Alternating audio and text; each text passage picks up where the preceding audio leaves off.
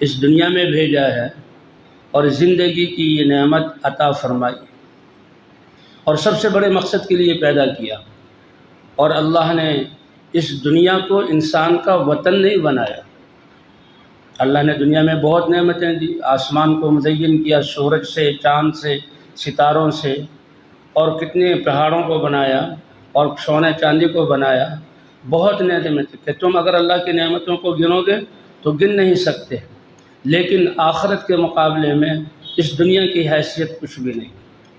مَا الدُّنْيَا فِي الْآخِرَةِ إِلَّا مِثْلَ مَا يَجْعَلُ أَحَدُكُمْ إِصْبَعَهُ فِي الْيَمِّ فَلْيَنْظُرْ بِمَا يَرْجِعُ، کہ اے انسانوں اگر تم چاہتے ہو کہ جس دنیا میں تمہیں بھیجا ہے اس کی قیمت کیا ہے اس آخرت کے مقابلے میں جہاں تم نے جانا ہے اور جو تمہارا ٹھکانہ ہے، اصل مسائل وہاں کے مسائل ہیں۔ اگر اس کو سمجھنا چاہتے ہو تو یہ دیکھ لو، دریا اور سمندر کے کنارے تم میں سے کوئی ایک بیٹھ کر اس انگلی کو ڈبوئے اور تری جو لگ جائے اس انگلی کو، تری قطرہ نہیں، قطرہ تو اس کا نظر آتا ہے، تری جس سے گیلا پن ہو جاتا ہے، بتاؤ اس قطرے کی اس سمندر کے مقابلے میں کیا حیثیت ہے؟ اور حیثیت ہو سکتی ہے کیونکہ وہ بھی محدود ہے، اگرچہ ہمارے حساب اور عقلیں فیل ہو جائے، حیثیت ہے، لیکن اے میرے بندو آخرت کے مقابلے میں تمہاری اس دنیا کی حیثیت اتنی بھی نہیں، کیونکہ آخرت کبھی ختم نہ ہونے والی ہے اور دنیا ختم ہو جانے والی ہے۔ یہ صلاحیتیں میں نے جو دی ہیں اس حقیر سی دنیا پر خرچ نہ کرنا، ان صلاحیتوں کو یہاں نہ لگانا۔ یہ دل جو اتنے پردوں میں نے پیدا کیا، اتنا قیمتی بنایا، اور یہ عقل اور سوچ کا جو مادہ دیا، اور یہ خوبصورت شکل تو عطا کی، اور یہ اعضاء عطا کیے۔ کہیں اللہ فرماتے ہیں وَلَقَدْ كَرَّمْنَا بَنِي آدم، کہ آدم کے بیٹوں انسانوں کو ہم نے کتنی عزت بخشی۔ تو اللہ نے تو ان کو ہمیشہ کی عزت دینے کے لیے اور ہمیشہ کی رفعت دینے کے لیے دنیا میں بھیجا۔ اور کہیں اللہ انسان کے بارے میں بیان کرتے ہیں تو اللہ 4 قسمیں کھاتے ہیں۔ قسم ہے مجھے انجیر پھل کی، قسم ہے مجھے طور سینا یہ پہاڑ کی، اور قسم ہے مجھے زیتون پھل کی، اور اس مبارک اور امن والے شہر کی۔ اللہ قسمیں کھا کر اے انسان تمہیں تو میں نے سب سے خوبصورت شکل میں پیدا کیا۔ اللہ کو یہ بھی گوارا نہیں کہ یہ ساری دنیا ایک انسان کا وطن بن جائے، کہ اس کی حیثیت ہی نہیں، کیونکہ ایک انسان کی بھی خواہشات وہ اس ذات لامحدود ہیں اس کی خواہشات، اور یہ جنت سے اتارا گیا ہے، جنت کا نقشہ اس کو دکھلایا گیا ہے۔ آدم علیہ السلام کو جنت میں پیدا کیا گیا اور پھر اپنی حکمت سے دنیا میں بھیجا گیا۔ تو یہ تو جنت تمہاری خواہشات، ایک انسان کی خواہشات لامحدود ہیں، اور یہ وسائل بالکل محدود سے ہیں، ایک انسان کی خواہشات ان محدود وسائل سے پوری نہیں ہو سکتی۔ تو بچاؤ جب 7 ارب انسان خواہشات کی لائن پر چلیں گے تو پھر لڑائیاں کیوں نہیں ہوگی؟ یہ انسان اپنی حیثیت کو کتنا گرا دے گا؟ تو دنیا کی تو یہ حیثیت ہے۔ حضور صلی اللہ علیہ وسلم تشریف لے جا رہے تھے، جب بھی کوئی موقع ایسا منظر آتا تو آپ اپنی امت کو تعلیم کرتے۔ کوڑی کہتے ہیں اردو میں، جہاں گاؤں والے اپنے گھر کا کوڑا کباڑ پھینکتے ہیں، کوئی کپڑے پھٹے پگے وہ پھینک دیتے ہیں، مردہ جانور وہ بھی پھینک دیتے ہیں، ایک ڈھیر بن جاتا ہے۔ بستیوں میں جائیں تو سب سے پہلے اسی کا استقبال ہوتا ہے، وہ استقبال کر رہا ہوتا ہے۔ تو حضور صلی اللہ علیہ وسلم گزرے کناست قوم، تو وہاں ایک بکری کا مرا ہوا بچہ پڑا ہوا تھا، اس کے کان چھوٹے چھوٹے تھے یا کٹے ہوئے تھے، اور مر کر وہ پھول رہا تھا کہ پھٹے گا، اور بدبو، منظر بھی کراہت والا اور بو بھی بہت ناپسندیدہ، اور گزر رہے تھے۔ حضور صلی اللہ علیہ وسلم رک گئے اور فرمایا اے میرے صحابہ، کیا تم میں سے کوئی اس بات کو پسند کرے گا کہ جیب سے 1 درہم نکالے، چاندی کا سکہ، شاید آج 1000 روپے کی اس کی قیمت ہو، اور یہ بکری کا بچہ مجھ سے لے لے؟ صحابہ کرام نے کہا یا رسول اللہ، بکریوں کو چرانے والے تھے، بکریوں کی نسل کو جانتے تھے، یہ لمبے لمبے کانوں والی بڑی بڑی بکریاں اور تھنوں والی، کیا اس کی قیمت ہوتی ہے؟ یا رسول اللہ، آپ اس بکری کے بچے میں کہہ رہے ہیں یہ مردہ ہے، اگر یہ زندہ بھی ہوتا کہ اس نے بڑا ہونا ہے، اگر بکری ہے دودھ دینا ہے، اگر بکرا ہے تو آگے نسل چلے گی، بکے گا 1000 روپے کا، زندہ بھی ہوتا اور بعد میں اس کی قیمت بنتی، تو ہم زندہ کو 1 درہم کے بدلے میں لینے کے لیے تیار نہیں تھے۔ آپ اس مردہ کو، ارے صحابہ تمہارے نزدیک یہ مرا ہوا بدبودار اور یہ کن کٹا یہ بکری کا بچہ اتنا بے قیمت ہے، تو سن لو تمہارے رب کے نزدیک یہ ساری دنیا اس سے بھی بے قیمت ہے۔ اے انسان، تمہیں اپنی عبادت کے لیے پیدا کیا۔ ایک آقا اپنے غلام، میرے غلام کو کسی نے کچھ کہا تو میں اپنی جانیں دے دیتے ہیں، حالانکہ غلامی اور آقا کا تعلق دو انسانوں کا ہے۔ تو ہم تو اللہ کے بندے ہیں۔ جب اللہ نے فرمایا وَمَا خَلَقْتُ الْجِنَّ وَالْإِنسَ إِلَّا لِيَعْبُدُونَ، میں نے اپنی عبادت کے لیے تمہیں پیدا کیا ہے، تم میرے بندے ہو، میری بات ماننے والے ہو، میں تمہارا خالق اور مالک ہوں۔ ما اريد منهم من رزق وما اريد ان يطعمون، میں تم سے روزی کمانا نہیں چاہتا۔ یہ نہیں کہ روزی کا ذمہ تمہارے کہ جی کریں گے نہیں تو کیا ہوگا، یہ بالکل غلط ذہن ہے۔ اللہ وہاں فرمائے جب تم عبادت کے لیے پیدا کیے گئے، تمہاری ساری زندگی عبادت ہے اللہ کی۔ نماز تو یہ اللہ کے حقوق میں سے ایک سب سے بڑی عبادت ہے، ورنہ تو ہمارا ہنسنا، ہمارا رونا، ہماری خوشی، ہماری غمی، ہماری زراعت، ہماری تجارت، ہمارا کھانا پینا، یہ سب عبادت ہے۔ وقت بہت تھوڑا سا ملا ہے اور تیاری بہت زیادہ کبھی ختم نہیں ہونے والی زندگی کی کرنی ہے، اور تیاری ان نعمتوں کو حاصل کرنے کے لیے کرنی ہے کہ جن ایک نعمت کے مقابلے میں دنیا کے خزانے جو ہیں وہ ردی کے برابر ہیں، اور ان تکلیفوں سے بچنے کے لیے کرنی ہے۔ دنیا میں تو ابھی بھائی ہمارے بتا رہے تھے کہ دنیا کی بھوک کا آخر کیا ہے، کہ بھائی اب اس کنارے پر پہنچ گیا کہ اگر اس کے گلے میں یا ڈرپ کے ذریعے غذا نہ ڈالی جائے مر گئے، موت۔ پیاس میں اس حالت تک پہنچا کہ پانی نہ پلایا جائے تو موت۔ اب اس بھوک کتنے کھانوں سے دور ہوگی؟ اس کے سامنے 2 روٹیاں سالن لے آؤ، اس 2 روٹیوں سے اس کا پیٹ بھر جائے گا، اور اس سالن سے اس کا پیٹ بھر جائے گا۔ وہ بھوک کہ جس کا نتیجہ موت کی صورت میں ظاہر ہو، مرتے ہیں بہت سارے لوگ، جس کا نتیجہ اس صورت میں ظاہر ہو کہ 2 روٹیوں سے وہ بھوک دور ہو جائے، اس کے لیے ہم اتنی کوشش کر رہے ہیں کہ قیامت میں اللہ ہم سب کو بچائے۔ اللہ کے نافرمانی کی بھوک جب آئے گی جہنمی پر، ساری دنیا کے خزانے کھا جائے تب بھی اس کا پیٹ نہیں بھرے گا۔ اس سے بچنا اور بچانے کے لیے اللہ نے ہمیں بھیجا۔ ہمیں ایسے ہی ایمان دے دیا، ایسے ہی ہمیں کلمہ مل گیا، ایسے ہی ہم تبلیغ والے کہلانے لگ گئے، ایسے ہی اللہ نے اپنے گھر میں آنے کی توفیق دے دی۔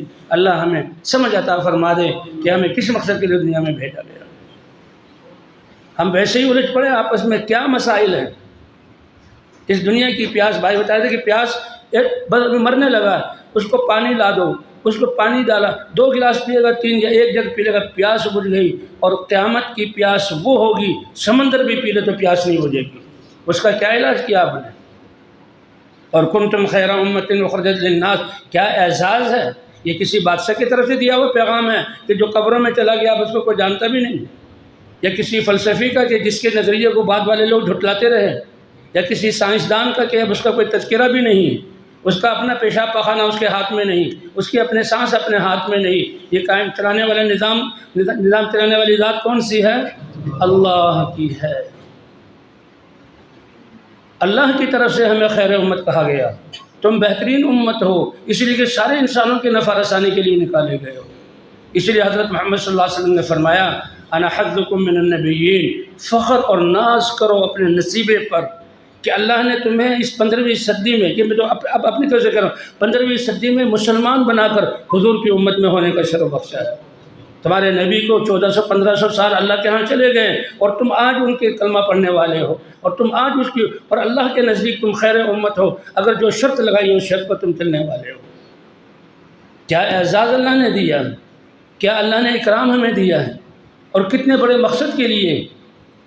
صرف انسان ہونے کے ناطے سے اللہ کی عبادت، یا اللہ تیری عبادت کا مقصد تو یہ غلام اور آقا، غلام کو ضرورت پڑے اور آقا کو ضرورت پڑے، غلام سویا ہوا ہو تو کیا ہوگا؟ آقا نے اپنے کسی کام میں بھیجنا ہے، غلام اپنے گھر گیا ہوا تو کیا ہوگا؟ اور غلام جو ہے فضولیات میں لگا ہوا تو کیا ہوگا؟ حالانکہ وہ اس کا خالق نہیں ہے، اور اللہ نے اپنی عبادت کے لیے پیدا کیا، اور ہر یعنی سانس ہمارا اللہ کی عبادت۔ وما خلقت الجن والانس الا لیعبدون، کتنی بڑی عزت کا اور شرف کا مقام ہے۔ تو انسان ہونے کے اعتبار سے اللہ کی عبادت، اور اللہ کی عبادت میں لگیں گے۔ اے اللہ رزق کا کیا ہوگا؟ کہا میں ساتوں آسمان اور زمینوں کو پیدا کرتا ہوا اور ان سارے نظاموں کو چلاتا ہوا تھکا نہیں ہوں، تم 7 ارب انسانوں کے لیے 2 روٹی ہر ایک کے لیے 2 روٹی کا انتظام کرو، میں تھک جاؤں گا؟ بس دھوکہ یہاں لگا ہے کہ اللہ نے اختیار دے دیا۔ یا ایھا الانسان ما غرک بربک الکریم، اس کریم رب سے تمہیں کس نے دھوکے میں ڈال دیا؟ ایمان والے تھوڑے دھوکے میں اور کافر تو بالکل نابینا اور اندھے ہیں، اور ان کو اس اندھے پن سے نکالنا ان بیناؤں کا حق ہے، بیناؤں کی ذمہ داری ہے۔ کس چیز نے تمہیں دھوکے میں ڈال دیا؟ عدم سے کیا وجود عطا فرمایا؟ 3 اندھیروں میں کیا صلاحیتیں دی؟ جن ماں باپ کا بچہ اندھا ہے، وہ بہت خوبصورت ہے اور اس کی آنکھیں نہیں ہیں، وہ ساری دنیا زندگی دینے کے لیے تیار ہے، کوئی آنکھیں دے دے، کوئی آنکھیں دے نہیں سکتا۔ اللہ کا شکر ہے اس تبلیغ کی برکت سے اللہ کے راستے میں اتنا واضح راستہ، اتنا روشن راستہ، اتنا نفع والا راستہ اندھوں کو بھی نظر آیا کہ یہ راستہ فائدہ دینے والا ہے، نکل رہے ہیں اللہ کے راستے۔ ایک تھائی لینڈ کے ایک مولوی صاحب تبلیغی گھرانے سے بہت خوبصورت تھے، نابینا، تھوڑا سا بچپن میں تھوڑی نظر چلی، وہ ختم ہو گئی، ان کو یاد نہیں کہ میرا بچپن کیسا، لیکن تبلیغی گھرانے سے تھے۔ ماں باپ تبلیغ میں ہونے کا بھی بچے کو عالم بنایا جائے۔ اللہ کا شکر کہ ساؤتھ افریقہ میں ایسا مدرسہ جہاں نابینا بچوں کو قرآن پاک پڑھایا بھی جاتا تھا، یاد بھی کرایا جاتا تھا، تجوید بھی پڑھائی جاتی تھی، اور پھر سیاہ ستہ علم بھی پورا، وہاں عالم بن کے نکلے۔ اب جب عالم بن کے نکلے تو بھائی سال لگانا ہے، تو وہ بالکل ذرہ برابر ہچکچاہٹ اس میں نہیں تھی کہ میں سال کیوں لگاؤں، جیسے آج ہمیں اشکالات ہوتے ہیں۔ وہ سال کے لیے آئے اور عالم میں سال لگایا۔ کیا خوبصورت شکل تھی، کیا خوبصورت آواز تھی، کیا خوبصورت اس کے پاس علم تھا، چل رہا ہے خوشی سے۔ حالانکہ اندھے کو کتنی ٹھوکریں اور کتنی دفعہ اپنے وہ چاہتا ہے میں جاؤں، کوئی ہاتھ پکڑنے والا نہیں، کتنی جگہ ان کی خواہشات ٹوٹتی ہیں۔ اللہ نے تو ہمیں آنکھیں بھی دی، اللہ نے ہمیں کان بھی دیے، اللہ نے ہمیں اپنی معافی ضمیر کو ادا کرنے کا بول کر بلا سکتے ہیں، یہ ساری نعمتیں دی۔ وہ خوش تھا۔ کسی نے یہ پوچھ لیا تمہاری زندگی کی آخری جو سب سے بڑی خواہش کیا ہے؟ اس نے کہا نہیں، اللہ کے بہت زیادہ نعمتیں، بہت اللہ کا شکر ادا کرتا ہوں، شکایت کوئی نہیں، لیکن دل میں ایک ٹیس سی اٹھتی ہے کہ بس اتنی دیر کے لیے میری آنکھوں میں روشنی آ جائے کہ جس ماں نے مجھے پالا ہے اس کے چہرے کو دیکھ سکوں۔ رات کے اندھیرے میں جب بتی چلی جائے نا، اندھیرا ہو اور اندھیرا کچھ دیر رہے، ہم ان روشنیوں کے اتنے عادی ہو گئے کہ بچے رونے لگیں گے، بڑے ڈر جائیں گے، کچھ ہوا باہر ہو جائے ڈر جائیں گے۔ اللہ نے یہ آنکھیں دی، چیزیں دیکھتے ہیں، رنگ دیکھتے ہیں، فاصلہ دیکھتے ہیں، اور چہروں کی خوبصورتی کو جانتے ہیں، اپنے باپ کے باپ ہونے کو پہچانتے ہیں۔ ان مناظر اور پہاڑوں سے ہمارے دلوں میں خوشیوں کی لہریں اڑتی ہیں۔ ایک ایک نعمت میں کروڑوں نعمتیں اللہ نے چھپائی ہوئی ہیں، اور یہ اللہ نے بغیر مانگے دی۔ تو کہتا بھائی ایک اتنی دیر کے لیے، لیکن میں کوئی شکایت کرنے والا نہیں، وہ بھی اللہ کے راستے میں نکلا۔ ابھی کچھ دنوں پہلے یہ سال کی جماعت ہے، بیرون گئی تھی اور واپس آئی، تو یہ ٹھیک ہے کہ جی یہ خصوصی جماعت ہے لاہور کی۔ پہلے جب جاتے ہوئے بھائی اشمہ صاحب نے جیسے نے بتایا تھا کہ جی اس میں گونگے ہیں، یہ بہت اچھا، گونگے بھی اللہ کے راستے میں نکل رہے، گونگے اللہ کے راستے میں نکلتے ہیں، گشتیں کرتے ہیں، اور جو باہر جا رہے ہیں ان کے قوائف پورے ہیں۔ کان والے تو قوائف پورے نہیں کر رہے، بول والے تو قوائف پورے نہیں کر رہے، لیکن بے زبان اور بے کان وہ قوائف پورے کر رہا ہے۔ یہ گونگوں کی جماعت ہے تو بہت خاص جماعت ہے واقعی، کہ جی اس میں ایک وہ بھی ہے جو نابینا بھی ہے، بہرا بھی ہے، اندھا بھی ہے، وہ بھی اللہ کے راستے میں نکلا، اور وہ ایسے نہیں نکل گیا، اس کے سارے قوائف پورے ہیں۔ کئی سالوں پہلے جب چلے کے لیے نکلا تھا، اس کی جماعت نے گونگے نے کارگزاری سنائی کہ وہ چلے کے لیے نکلا ہے، بیان کرتا تھا، اور اس کو اس کے گھر سے پہلی دفعہ نکالا اور مسجد میں لے کر آئے۔ یہ پوچھا کہ انسان ہے، سمجھدار ہے، کھاتا پیتا ہے، اپنی معافی ضمیر کو ہاتھوں کی حرکت سے بتا دیتا ہے کہ ہاں بالکل، بہت ساری چیزوں کو سمجھتا ہے اور ساری چیزوں کو بتلا دیتا ہے۔ جب اللہ نے اگرچہ آنکھیں اور کان اور اس کو زبان نہیں دی، جب انسان بنا کے پیدا کیا اور حضور کی امت میں پیدا ہوا، اللہ نے اس کام کی برکت سے اس اندھوں پر یہ کھولا۔ پتہ نہیں کتنے دیکھنے والوں نے اس کو دیکھا ہوگا، لیکن خیال بھی نہیں آیا ہوگا کہ اس کو بھی اللہ کے راستے میں نکالیں۔ بس یہ تو ماں باپ پر بوجھ ہے، ماں باپ پر شاباش ہے، اس پر صبر کیے ہوئے ہیں۔ نہیں، ان گونگوں کو سمجھایا کہ جب یہ انسان ہے یہ بھی اللہ کے راستے میں، اس کو تعلیم میں لے کر آئے، تعلیم سے آگے بڑھا کر شہ روزہ لگوایا، شہ روزے سے وہ 40 دن کے لیے نکلا اور 40 دن سے 4 مہینے لگائے اور 4 مہینے سے وہ پیدل 2018 میں پیدل سال کے لیے گیا اور پیدل سال کے لیے جا کر اب وہ بیرون سے آیا۔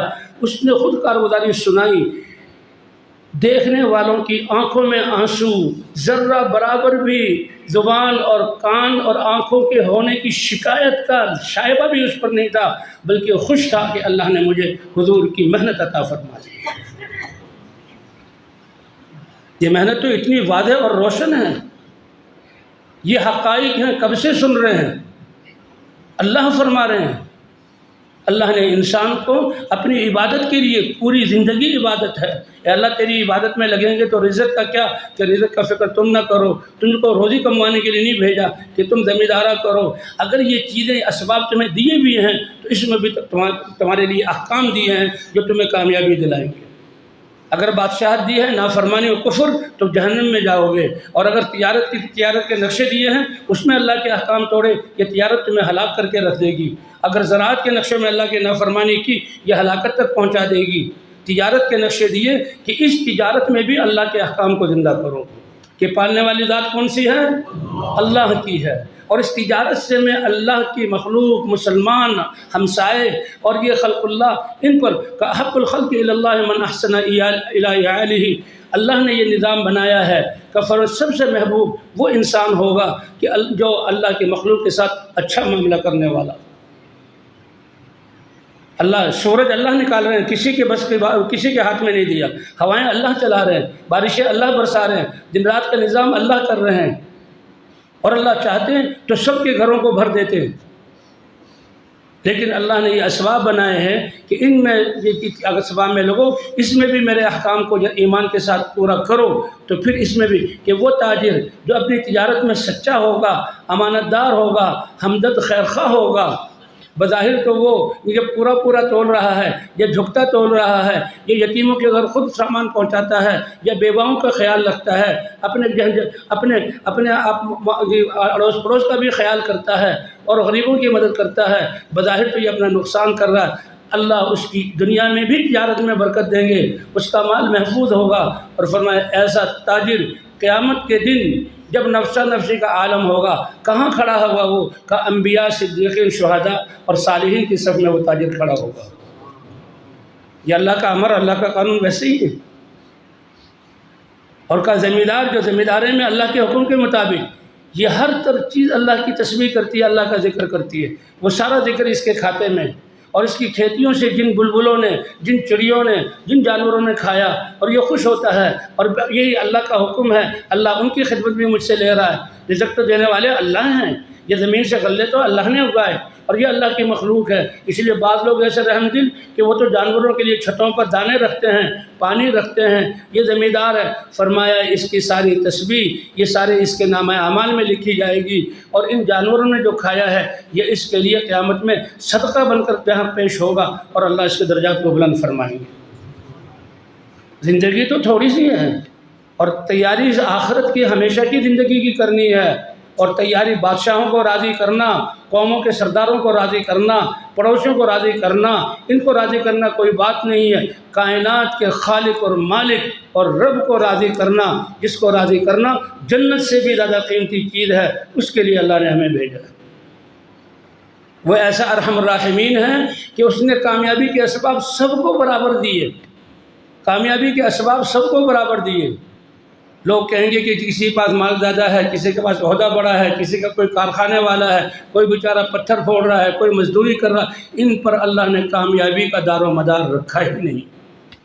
یہ تو مخلوق ہیں، بے جان ہیں، یا جاندار جانور بھی بنائیں تو وہ بھی مخلوق ہیں، اور ان کو چلانے والی ذات اللہ کی ہے۔ اس لیے انبیاء دھوکے سے نکالتے تھے کہ آنکھوں سے سورج سے روشنی نظر آ رہی، اور ہواؤں سے زندگی کے نظام کا چلنا نظر آ رہا، کھیتیوں سے پلنے کا نظام نظر آ رہا، یہ دھوکہ ہے۔ وَمَا الْحَيَاةُ الدُّنْيَا إِلَّا مَتَاعُ الْغُرُورِ، قرآن پاک میں فرما رہے ہیں اے ایمان والو تم دھوکے میں آ جاؤ، یہ دنیا کا ساز و سامان تو دھوکے کا ہے، یہ سب چیزیں مخلوق ہیں اور یہ سب چیزیں نابینا ہیں، اس کے پیچھے کرنے والی ذات کون سی ہے؟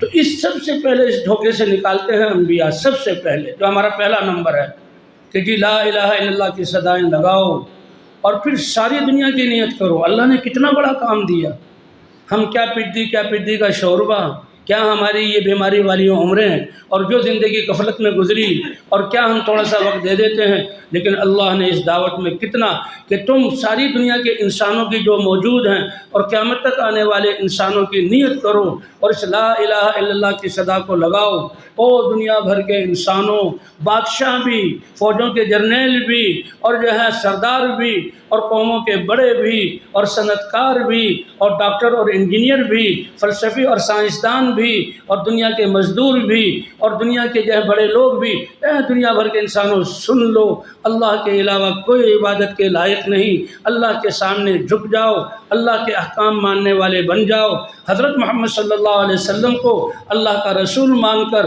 ان کی اتباع کر لو۔ یہ اتنا بڑا کلمہ ہے کہ یہ دعوت دینے والا پوری دنیا کے انسانوں کی نیت کر کے دعوت دے گا۔ سامنے تو تھوڑا سا مجمع بیٹھا ہوا، انفرادی دعوت میں تو سامنے ایک آدمی بیٹھا ہوا، لیکن اللہ اس بولوں کی تاثیر کو پوری دنیا میں پہنچائیں گے، اور جب تک یہ سلسلہ چلے گا اس داعی کو اپنی اس دعوت کا ثواب ملے گا۔ یہ کوئی حکومت کے عہدے نہیں ہیں کہ جو بیچارے خود ڈر رہے ہیں کہ ہماری حکومت کب جائے گی، یہ کوئی مخلوق نہیں ہے۔ کہتے ہیں مخلوق تو یہ جو ہے بے جان ہے، اور مخلوق تو اندھی ہے۔ ایک اندھا کسی علاقے میں رہتا ہے تو سارے اس کے بارے ہو بیچارہ اندھا ہے، وہ نمازوں کے لیے کیسے جائے، وہ بازار میں کیسے آئے، ماں باپ سے لے کر پڑوس سے لے کر سارے، یہ مسئلہ ہے۔ اور بھائی 2 اندھے ہوں تو مسئلہ یہ کم ہوگا یا زیادہ ہوگا، اور اگر 10 اندھے ہو جائیں تو مسئلہ کم ہوگا یا زیادہ ہوگا، اور سارے ہی اندھے ہوں تو مسئلہ زیادہ کم ہوگا یا زیادہ ہوگا۔ آج ہم اندھوں کو جمع کر رہے ہیں، اندھوں کو جمع کر کے مسائل زیادہ کر رہے ہیں، اس لیے پریشان ہیں۔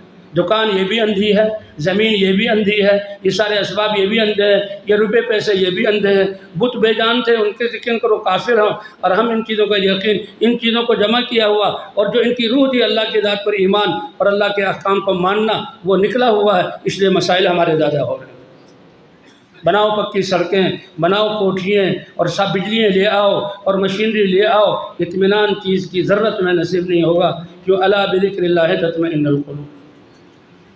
تو سارے انسان ہونے کے اعتبار سے اللہ کی عبادت، اللہ نے کامیابی کے اسباب سارے انسانوں کو برابر دیے، فقیر سے لے کر بادشاہ تک، اور گھسیارے اور زمین میں مزدوری کرنے والے سے لے کر بڑے بڑے صنعت کاروں تک کامیابی کے اسباب سب کے نزدیک ایک بلال جیسا حبشہ کے رہنے والے اور غلام ہونے کی حیثیت، اور وہ اپنے یقین اور اعمال اور اپنی ذمہ داری کو ادا کر کے اس درجے تک پہنچتے ہیں کہ حضور صلی اللہ علیہ وسلم نے فرمایا، اے بلال، آسمانوں پر لے جایا گیا، جنت کے سارے درجات دکھائے گئے، اور جہنم کے احوالات اپنی آنکھوں سے دیکھ کر آیا ہوں، 5 نمازیں لے کر آیا ہوں، جنت کے جس درجے میں بھی گیا تو تیرے قدموں کی آہٹ میں نے اپنے سامنے سنی۔ اے بلال تیرا وہ کیا عمل ہے، اے بلال وہ تیرا کیا عمل ہے؟ سب سے بنیادی بات وہ دل کا یقین، لا الہ الا اللہ، اور غلام ہوتے ہوئے اس بات کی ذمہ داری کا احساس کہ اس کلمے کو پہنچانا میری ذمہ داری ہے۔ یہ ابھی جو قصے پڑھے گئے، یہ جو قصے پڑھے جاتے ہیں، ابھی کچھ قصے ابھی بھی آئے، حضرت بلال اور جو ہے حضرت خباب اور سمیہ جن کو شہید کیا گیا، حضرت زنیرہ اور غزوہ احد کے شہداء، کہ حضور کہہ رہے ہیں اپنی پھوپھی کے بیٹے سے کہ میری پھوپھی کو روکو، وہ یہاں نہ آئے، وہ برداشت نہیں کر سکتی۔ یہ ساری تکلیفیں، یہ سارے حضرات، ان پر یہ حالات آئے، تو یہ حالات کیوں آئے؟ اس لیے کہ وہ کلمہ پڑھتے ہی کلمے کی دعوت میں لگتے تھے، اور ان حالات نے ان کو دعوت سے نہیں روکا۔ فرمایا یہ صحابہ اگر کلمے کو چھپاتے اور بیٹھے رہتے گھروں میں تو یہ تکلیفیں اور مناظر سامنے نہ آتے، لیکن پھر اسلام بھی اس طرح نہ پھیل سکتا۔ اور وہ حضرات اس حالات میں اس کو کامیابی شمار کر رہے ہیں۔ آل فرعون میں سے ایک آدمی مسلمان ہوا، اور فرعون کے ایک محل میں آسیہ اس کی بیوی مسلمان ہوئی، لیکن اس قرآن میں وہ یکتم ایمانہ، اس نے اپنے ایمان کو چھپایا ہوا تھا، تو چل رہا ہے پھر رہا ہے، کوئی تکلیف نہیں۔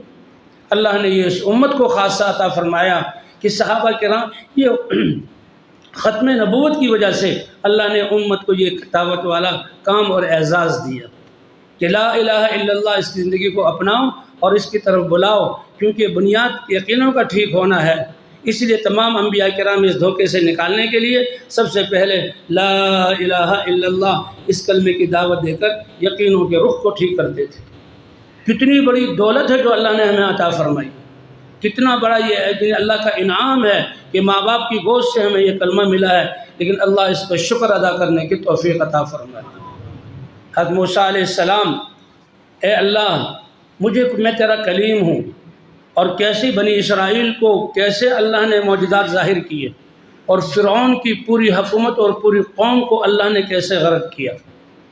کیا کہ وہ عصا کہ جس کو موسیٰ علیہ السلام نے 10 سال اپنی مرضی سے استعمال کیا، کبھی اسے کوئی معجزہ ظاہر نہیں ہوا۔ اللہ نے مشق کرائی، اے موسیٰ میرے حکم سے اس کو چھوڑو اور میرے حکم سے اس سے پکڑو، پھر دیکھو اس میرے حکم کے اس کے اندر آنے کی وجہ سے پھر کیا میں اپنی قدرت کے مظاہر دکھاتا ہوں۔ فرعون کے سامنے پھینکا تو فرعون کا دبدبہ ختم، وہ جو بنی اسرائیل ظلم کرتا تھا وہ ظلم کرنا تو دور کی بات، وہ خود اس کے دل میں اتنا ڈر بیٹھا۔ روایات میں آتا ہے کہ موسیٰ علیہ السلام کو دور سے آتے ہوئے دیکھتا تو دیکھتا ان کے ہاتھ میں ڈنڈا ہے، فوراً پیشاب خطا ہو جاتا کہ یہ ڈنڈا پھینکے گا، سانپ بنے گا اور وہ مجھے ڈسے گا اور میں ختم ہو جاؤں گا۔ تو اسی اللہ نے جب اللہ کے حکم کے مطابق اس کو پھینکنا اور اٹھانا شروع کیا تو اللہ نے یہ طاقت رکھی، بحر قلزم پر پہنچ کر اللہ کے امر کی بنیاد پر اسری بعبادی لیلا انکم متبعون، اے موسیٰ دعوت دے کر بھیجا۔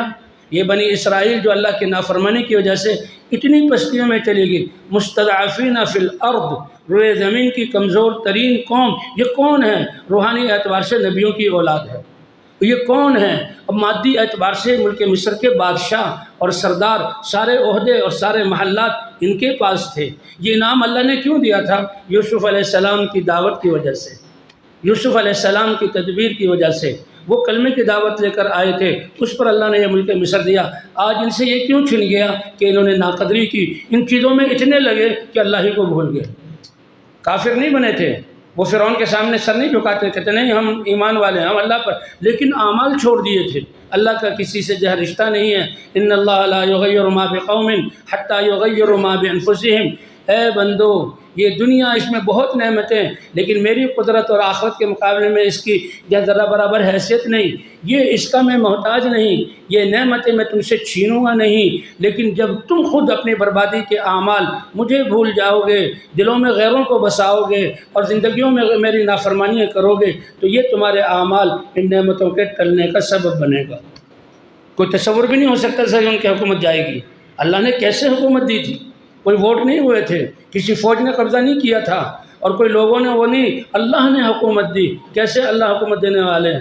اور یہ بادشاہ تھے اور روحانی نبیوں کی اولاد تھے، لیکن اللہ کا کسی سے رشتہ نہیں ہے۔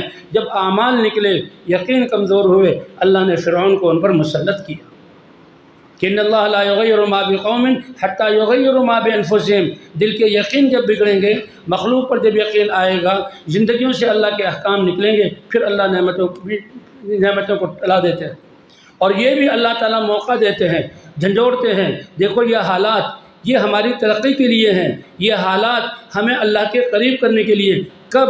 جب کہ ہم ان حالات میں اللہ پر یقین کرتے ہوئے اللہ کی طرف رجوع کریں۔ اے اللہ یہ حالات حکومتیں نہیں لائی، ان کے بس میں تو اپنے سانس چلانا نہیں، ان کے بس میں تو اپنے دل کی لہریں اور دل کے جو ہے کیفیتیں بھی نہیں، ان کے بس میں تو ان کے بچے اور ان کی بیویاں بھی نہیں، ان کے بس میں تو ان کا یہ تخت بھی نہیں۔ وہ تو مخلوق ہیں، وہ تو ایک تنکے کو آگے پیچھے نہیں کر سکتے۔ اے اللہ یہ حالات تیری طرف سے آتے ہیں، اس لیے ہم تیری ذات پر یقین کرتے ہیں اور ہم اپنی توبہ اور اپنے اعمال کو بدلتے ہیں۔ حضرت یونس علیہ السلام کی قوم وہ ہے، یونس علیہ السلام اللہ نے نبیوں کو بھیجا اور 1,24,000 نبیوں کو بھیجا، اور اس یقینی کی تبدیلی کے لیے اللہ نے ہر کلمہ کو اور اس 2 ارب امت کو اللہ نے چنا یہ کلمے کی دعوت دے۔ کتنی بڑی بات ہے کہ ساری انسانیت کی نیت کر کے اس کلمے کی دعوت یقین کو بدلنے کی، اس لیے اللہ والا کام ہے۔ اسی کو اللہ کیا اعزاز دیتے ہیں کہ تم میرے کلمے کو لوگوں کے دلوں میں بٹھانے کے لیے اور یقین بدلنے کے لیے محنت کرو گے، میں یہ اعزاز دوں گا کہ یہ ایمان والے بندے میرے دین کی مدد کر رہے ہیں۔ اللہ چاہیں تو ساری انسانیت کو ہدایت دے دیں۔ کتنی ان تنصر اللہ، لفظ تو اللہ کا ہے۔ علماء کہتے ہیں کہ اللہ سے مراد اللہ کا دین، اس کی مدد کیا کر رہے ہیں؟ زبانوں سے اللہ کی بڑائی بول رہے ہیں، کیا کر رہے ہیں؟ لوگوں کو سمجھا رہے ہیں، اللہ کے احکام کی اہمیت بتلا رہے ہیں، اپنے گھروں سے نکلتے ہیں، اللہ کا دیا ہوا جان اور مال لگاتے ہیں۔ اللہ قرآن پاک میں کہ یہ میرے بندے میرے دین کی مدد کر رہے ہیں، اور یہ تو بڑھاپے کی عمر، اور یہ تو بھیڑپن کی عمر، اور یہ تو بیماریوں کے ساتھ، اور یہ تو اپنے ان آزار کے ساتھ کر رہے ہیں میرے دین کی مدد، اور اللہ فرما رہے ہیں میں قادر مطلق اپنی قدرت کے ساتھ ان کی مدد کروں گا۔ کیا بڑا کام ہے، کیا بڑی ذمہ داری ہے۔ تو اللہ یونس علیہ السلام آ کر اپنے قوم کو دعوت دی، لیکن قوم جیسے ہوتا تھا کہ یعنی دعوت والا میدان اور اس کی قربانیاں مجاہدے، یہ تو اللہ کی طرف سے انعامات اور تحفے ہیں، اللہ کی طرف سے یہ تو انعامات ہیں کہ جی گرمی بڑی ہے ہم کیسے نکلیں، سردی بڑی ہے کیسے نکلیں، حالات ٹھیک نہیں ہے کیسے نکلیں۔ نہیں، یہ تو اللہ کی طرف سے انعامات ہیں، یہ تو ترقی کے زینے ہیں، یہ اللہ نے موقع دیا، ہم قدر نہ کریں، اللہ کرے ایسا نہ ہو، اللہ دوسروں سے کام لے سکتے ہیں۔ اس راستے کی مشقتیں مجاہدے کہ قربانی والا نکلنا، یہ کیا دعوت دی جائے؟ یہ اکثر مجمع پرانا ہے کہ قربانی والا نکلنا، اور تبوک اللہ نے حضور صلی اللہ علیہ وسلم کے قصے تبوک سے یہ دکھلا دیا کہ کیسے پکے ہوئے پھل اور کتنی گرمی میں صحابہ کرام نکلے، کہ قربانی والا نکلنا۔ اس سے جو ہے اللہ تعالیٰ تو فرمایا تم اللہ کے دین کی مدد کرو گے اپنے ان اسباب کے ساتھ، اور اللہ اپنی قدرت کے ساتھ تمہاری مدد کرے گا، اور اللہ کی مدد آ گئی سارے مسائل حل۔ اور جب اللہ مدد کرنے والا بن جائے، ساری کائنات مل کر ان لوگوں کا بال بھی بھیگا نہیں کر سکتے۔ اس لیے فرمایا کہ نبیوں کی دعوت یہ بہت پیاری دعوت، اللہ کا دین یہ زندگی گزارنے کا عزت والا اور سب سے آسان اور سب سے مختصر طریقہ ہے۔ کیوں لائنوں میں لگتے ہو؟ یقین اس پر ہے۔ کیوں دھوپ میں اپنے آپ کو کھڑا کرتے ہو؟ کیوں شکایتیں کرتے ہو ان کی؟ اور کیوں جو ہے بازاروں کو جو ہے خیانت سے تم نے بھرا ہوا؟ کیوں اپنے محکموں کو رشوت سے بھرا ہوا؟ کیوں جو ہے بڑا چھوٹا بڑے کے سامنے ایک اللہ کے سامنے جھک جاؤ، ایک در کو سنبھال لو، اللہ ساری کائنات کے سامنے جھکنے کی ذلت سے نکال کر عزت کی چوٹی پر پہنچا دیں گے۔ تو یونس علیہ السلام نے دعوت دی اور قوم نہیں مانتی تھی، تو اس لیے دعوت ایسا امر کہ نبیوں کی بھی تربیت ہو رہی ہے۔ بات تو میں یہ کر رہا تھا، دعوت ایسا امر کہ اس میدان میں نبیوں کی بھی محنت ترقی ہو رہی ہے۔ انبیاء تو معصوم ہیں اور ان کی دعوت پوری بالکل اصولوں کے مطابق ہے، پھر نبیوں پر تکلیفیں کیوں آئیں؟ یہ راستہ اتنا اونچا ہے۔ اللہ کے رسول تو فرماتے ہیں کہ یہ دعوت والے میدان میں سب سے زیادہ تکلیفیں انبیاء پر آئیں گی، کیونکہ انبیاء پر آئی ہیں۔ ان اشد الناس بلاء الانبیاء ثم الامثل فالامثل، اور نبیوں میں بھی سب سے زیادہ یہ ابتلاء مجھ پر آئے، کیونکہ یہ امتحان ہے اور ترقی کا میدان ہے۔ اور فرمایا اس لیے یہ تو یعنی یہ تحفے ہیں اس راستے کے، ان میں قربانی، اور اسی لیے نبی کا ایمان تو ہر وقت بڑھتا رہتا ہے، ہر وقت بڑھتا رہتا ہے۔ دیکھو مزدوری کرنے میں جہاں سخت سردیوں میں کھیتوں کو پانی دینا، سخت سردیوں میں بازاروں کو آنا، دنیا والے بھی کتنی اپنی خواہشات روزانہ توڑتے ہیں، اور یہ دنیا جو اللہ نے قسمت میں لکھی اس کے لیے قربانی کرتے ہیں۔ بس یہ سمجھ آ جائے کہ ہم ان قربانیوں کا رخ اللہ کے دین اور اللہ کی رضا کو پورا کرنے کی طرف کر دیں اور قربانیوں کے ساتھ نکلنے والے بن جائیں۔ یونس علیہ السلام دعوت دے رہے ہیں اور قوم نافرمانی کر رہی ہے اور وہ جھیل رہے ہیں، اور ایسے کہ اب اطمینان کا وقت آیا، اللہ کی طرف سے تمہاری قوم پر عذاب آنے والا ہے، اور اللہ کی طرف سے عذاب تو پوری قوم کو مٹا دیتے ہیں۔ کہاں گئی قوم عاد التی لم یخلق مثلها فی البلاد، کہ جن جیسا طاقتور اور بڑے جسم والا اللہ نے پیدا ہی نہیں کیا، کہ اس کا کوئی نشان ہی نہیں رہا، صرف ایمان والے بچے۔ کہاں گئی قوم سمود جن نے پہاڑوں کو تراش کر اپنی بستیاں آباد کی، آکسیجن اور جو ہے سورج کا انتظام کیا، اور وہ بس رہے ہیں، اور کیا کہتے ہیں کوئی ہوا اور کوئی آندھی ہمارے گھروں کو گرا نہیں سکتی۔ اور پھر جب وہ اپنے قانون پر چلتے ہیں تو انسان تو کمزور ہے، تو وہ قانون ہر بڑا چھوٹے کو جہاں دباتا ہے، اس کا گلا گھونٹتا ہے، اور اس اپنی خواہشات پورا کرنے کے لیے جو ہے وہ ان پر ظلم کرتا ہے۔ پھر ظلم کا بازار گرم ہوتا ہے، اللہ نے جو ہے صالح علیہ السلام کو نبی بنا کر بھیجا۔ تو بہرحال اللہ کی طرف عذاب آنے والا ہے، یونس علیہ السلام نکل گئے۔ اللہ نے بتلا دیا یہاں اس قصے سے کہ قوم نے جب دیکھا ارے نوح علیہ السلام نکل گئے، ابھی عذاب کی علامتیں ظاہر نہیں ہوئی تھی، ان نے سب کو جمع ہوئے اور توبہ کر لو اللہ سے ورنہ تباہ ہو جاؤ گے، اور کلمہ پڑھ لو۔ سب نے توبہ کی، گناہوں سے استغفار کیا اور ایمان لائے، کلمہ پڑھا تو قوم کو اللہ نے بچا لیا۔ تو بھی اترنے والے جو اس کے نبی نے جو ہے بتایا، اترنے والے عذاب سے بچنا بھی توبہ اور استغفار اور اللہ کی طرف رجوع کرنا ہے۔ اس دعوت کے ذریعے یہی بتایا جا رہا ہے، انبیاء کرام اسی دھوکے سے نکالتے ہیں، اے انسانوں ان دھوکے سے نکلو، کرنے والی ذات اللہ کی ہے، سب سے بنیادی بات ایمان ہے اور سب سے طاقتور چیز ایمان ہے، اور اس کے بعد اللہ کے اتارے ہوئے احکام کو ماننا۔ حضرت محمد صلی اللہ علیہ وسلم کی ختم نبوت کے صدقے اللہ نے یہ کام اس امت کو عطا فرمایا، اور ان احکام میں سب سے پہلے نماز ہے۔ نماز سب سے بڑی عبادت، اللہ کا حق یعنی ایسی عبادت۔ اب پوری زندگی ہماری دین پر گزرے، دین کے 5 ارکان، زکوٰۃ تو مالداروں پر فرض اور سال میں 1 دفعہ، باقی تو ان کو تو بیچارے صدقہ لیتے ہیں، ان کو تو جہاں مال والے ان پر خرچ کرتے ہیں۔ اور آگے آ گیا حج۔ حج بھی جو ہے زندگی میں وہ سال میں 1 مرتبہ اور مال سے تعلق، حج زندگی میں 1 دفعہ، وہ بھی مالداروں پر، اور حج میں جان بھی لگتی ہے اور مال بھی لگتی ہے، اور باقی زندگی فارغ۔ اور جن پہ حج فرض ہے نہیں اور ہیں وہ اللہ کے بندے، بندگی میں زندگی گزارنی۔ رمضان کے روزے یہ جو ہے سب مسلمانوں پہ فرض، اور اس میں بھی آزار کی وجہ سے کچھ روزے بھئی بعد میں رکھو، یا روزے ساقط جو ہے اس وقت روزہ رکھنے کا حکم نہیں ہے، اور روزہ رکھتے ہوئے بھی انسان باقی ساری دنیا کے کام کر سکتا ہے۔ نماز اللہ کا ایسا پیارا عمل ہے، ایسا پیارا عمل ہے کہ اس میں تو سب چیزوں کو چھوڑ کر سب سے فارغ ہو کر اللہ کے گھر میں آنا اور دل سے لے کر سارے جسم کو اللہ کا حکم کا پابند کرنا۔ جیسے دعوت دینے سے ایمان بنتا ہے اور ایمان کی طاقت سے انسان اللہ کے احکام پر چلتا ہے، اسی لیے دعوت پر کھڑا کیا جا رہا ہے، اسی طرح زندگی اپنے جسم کے استعمال کو ٹھیک کرنا کہ قاضی کے قلم سے عدالت اور رحم والے فیصلے صادر ہوں، بادشاہ کی بادشاہت سے اس کے رعایا کے فائدے والے فیصلے صادر ہوں، اور تاجر کی تجارت سے لوگوں کو راحتیں پہنچے، زمیندار کے زمینداری سے لوگوں کو نعمتیں ملیں۔ یہ ان کا استعمال ان چیزوں میں ٹھیک ہو کب؟ جبکہ یہ نماز کو ٹھیک کریں گے۔ اس لیے 5 نمازیں فرض ہوئی ہیں۔ کتنی نمازیں فرض ہیں بھائی؟ اللہ اپنے گھر بلاتا ہے، اور یہ مہمان اور میزبان بالکل ٹھیک ہے۔ کیوں؟ اللہ کیا فرماتے ہیں؟ فرضوں کے لیے آنا تو آپ فرضوں کے لیے آنا ہے، تم نفلوں کے لیے آؤ، تم تبلیغ کے مشوروں کے لیے آؤ، تم جماعت کی نصرت کے لیے آؤ۔ من غدا الی المسجد او راح الی المسجد اعد اللہ له نزلا فی الجنت کلما غدا او راح۔ اللہ تعالیٰ ہر آنے پر تمہارے لیے اپنی شان کے مطابق تمہاری مہمانی تیار کریں گے۔ کہ بھئی مہمان گھر پہ آتا ہے، اگر چائے کا وقت ہو تو چائے پیش کرتے ہیں کہ نہیں کرتے ہیں؟ اور مہمان بھی ایسا ہو جس کے آنے سے دل میں خوشی اور سارے بچے خوش ہو رہے ہیں کہ فلاں مہمان آیا ہے۔ اور کھانے کے وقت میں کھانا پیش کرتے ہیں کہ نہیں پیش کرتے؟ آتے ہی جو چیز پیش کی جاتی ہے اسے نزل کہا جاتا ہے۔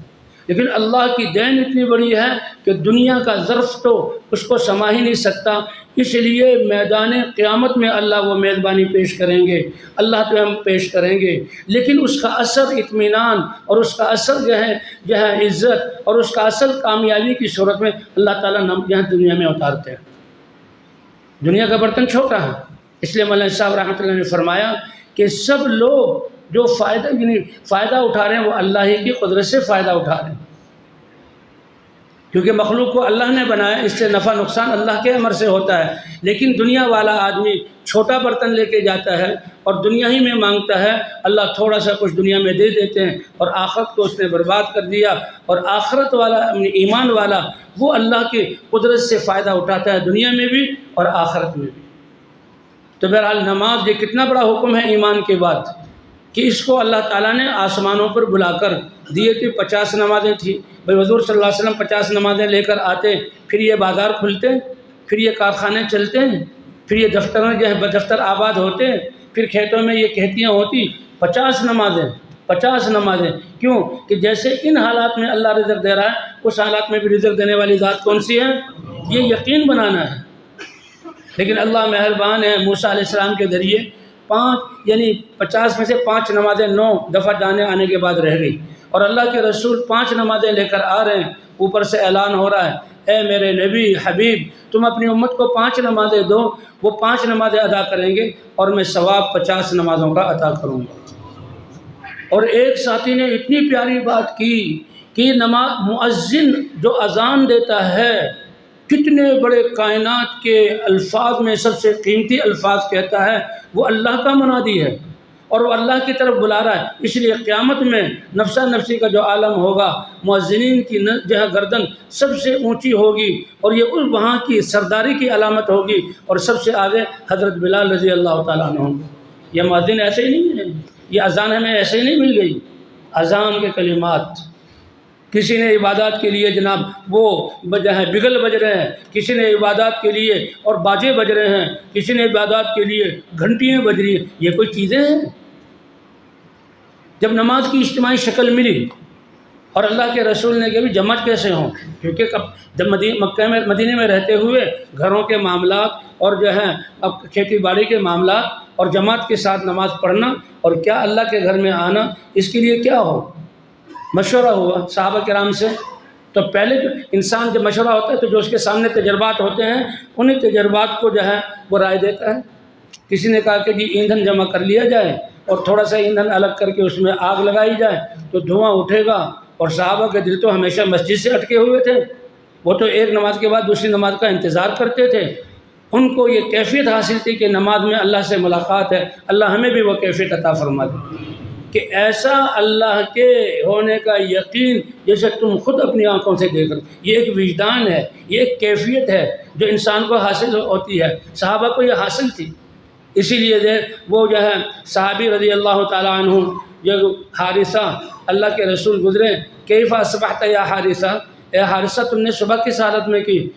تو سوال کا منشا کیا ہے، جواب کا منشا کیا ہے؟ آج بڑے سے پوچھو اور چھوٹے سے پوچھو، سوال کرنے والا بھی کس حساب سے پوچھے گا اور جواب دینے والا بچہ بھی یہ کہے گا ٹھیک ہے ابا جان ٹھیک ہے، کاروبار کر رہے ہیں، گھر میں کھانا پینا ہے، کپڑے ہیں، اور اگر کوئی شکایت ہوگی فلاں بیمار ہے اور فلاں کو یہ ہو گیا، بچہ بھی یہ کہے گا، بڑا بھی یہ کہے گا کہ ماحول ہی ایسا ہے۔ لیکن سوال کرنے والے کائنات میں سب سے بڑے علم والے اور سامنے ان کے وہ ہستیاں کہ جن کی حضور نے تربیت کی، اور یہ حارثہ ابھی نوجوان ہے، کوئی بڑی عمر کے نہیں ہے، سمجھ گئے حضور کو، اصبحت مؤمنا حقا یا رسول اللہ، اے اللہ کے رسول سچے اور پکے ایمان کے ساتھ میں نے صبح کی۔ اللہ کے رسول کو بتایا جا رہا ہے، آپ نے فرمایا ان لکل قول حقیقتا، ہر دعوے کی دلیل ہوتی ہے، تمہارا یہ دعویٰ کہ سچے پکے ایمان کے ساتھ صبح کی، اس کی دلیل کیا ہے؟ یا رسول اللہ، آخرت کی آپ نے عظمت، اللہ کی بڑائی اتنی بتائی کہ دنیا میری نظروں میں حقیر ہو گئی، اس لیے دن کو اپنے بھوکا پیاسا رکھ کے روزہ رکھتا ہوں اور راتوں کو نفلیں پڑھ کے رات کا کچھ حصہ میں جاگتا ہوں۔ عظمت نہاری و اسہرت لیلی، اور اے اللہ کے رسول ایسا وجدان اور کیفیت ہے نماز کے باہر بھی گویا اللہ کا عرش میری آنکھوں کے سامنے ہے اور میں اللہ کو دیکھ رہا ہوں، یہ 24 گھنٹے کی کیفیت ہے۔ اے حنظلہ، جو میرے مجلس میں تمہیں آ کر جو کیفیت حاصل ہوتی ہے، اگر تم اپنے دکانوں گھروں پہ جا کر وہ ایمانی کیفیت ہو تو لا صافحتکم الملائکہ، فرشتے اے ایمان والو، اے ایسے دل کے یقین والو، اے ایسے اللہ کی عظمت کا استحضار کرنے والو، فرشتے برکت کے لیے تم سے سلام کریں۔ یہ یقین کوئی چھوٹی چیز ہے۔ تو بہرحال میں تو ایک قصہ اس لیے سنایا کہ یہ ایک وجدان ہوتا ہے، عبادت ایسی ہو۔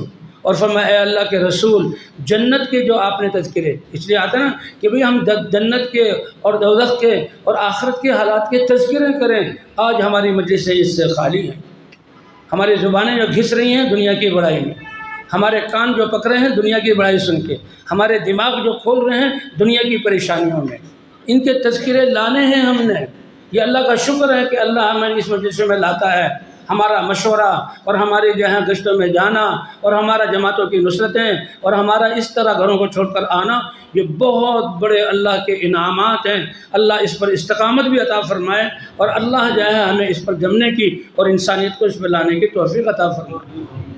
یہ آخرت کے اے اللہ کے رسول اتنے تذکرے، ایسا یقین کہ آنکھوں سے میں جنت کے مناظر دیکھ رہا ہوں، آنکھوں سے دیکھنا۔ اس لیے صحابہ کیا صحابہ کا ایمان کیسا تھا کہ اپنے دیکھے ہوئے کو جھٹلاتے تھے اللہ اور اللہ کے رسول کی بات پر۔ اللہ وہ یقین ہمیں بھی عطا فرمائے۔ غالباً ماریہ رضی اللہ تعالیٰ عنہ جن سے ابراہیم پیدا ہوئے حضور کے صاحبزادے، ان کا انتقال ہوا اور وہ بڑی غمگین تھی۔ حضور نے دیکھا تو کہا تم غم کر رہی ہو، اگر تم چاہو تو میں تمہیں دکھا دوں کہ تمہارا بچہ جنت کے پھولوں میں سے ایک پھول جنت میں مزے کر رہا۔ یا رسول اللہ آپ نے بتا دیا، بس یہ کافی ہے، اب میں نہیں، میرا دیکھنا میں دیکھ لیتی، اس سے زیادہ یقین آپ کی اس بات پر ہے۔ اس ایمان کو تذکروں سے بنانا ہوگا۔ ہم یہ پیمانہ ہے ہمارے پاس، دیکھ لیں اپنے ایمان، کسی کو جہاں کہنے کی ضرورت نہیں میں یہ ہوں میں وہ ہوں، تم خود ہی اکیلے بیٹھ کر تم خود فرمایا سب سے بڑا مفتی تمہارا اپنا دل ہے، کسی سے نہ پوچھا کرو، نہ کسی کی طرف کان لگایا کرو، مراقبے میں بیٹھ کر اکیلے ہو کر اللہ کو حاضر ناظر جان کر اپنے دل سے پوچھ لیا کرو، دل بتا دے گا کہ تم کس درجے پہ ہو۔ استفت قلبک، سب سے بڑا مفتی تمہارا دل ہے۔ تو گناہ کیا ہے جو دل میں کھٹک جائے، اللہ یہ احساس ڈالتے ہیں۔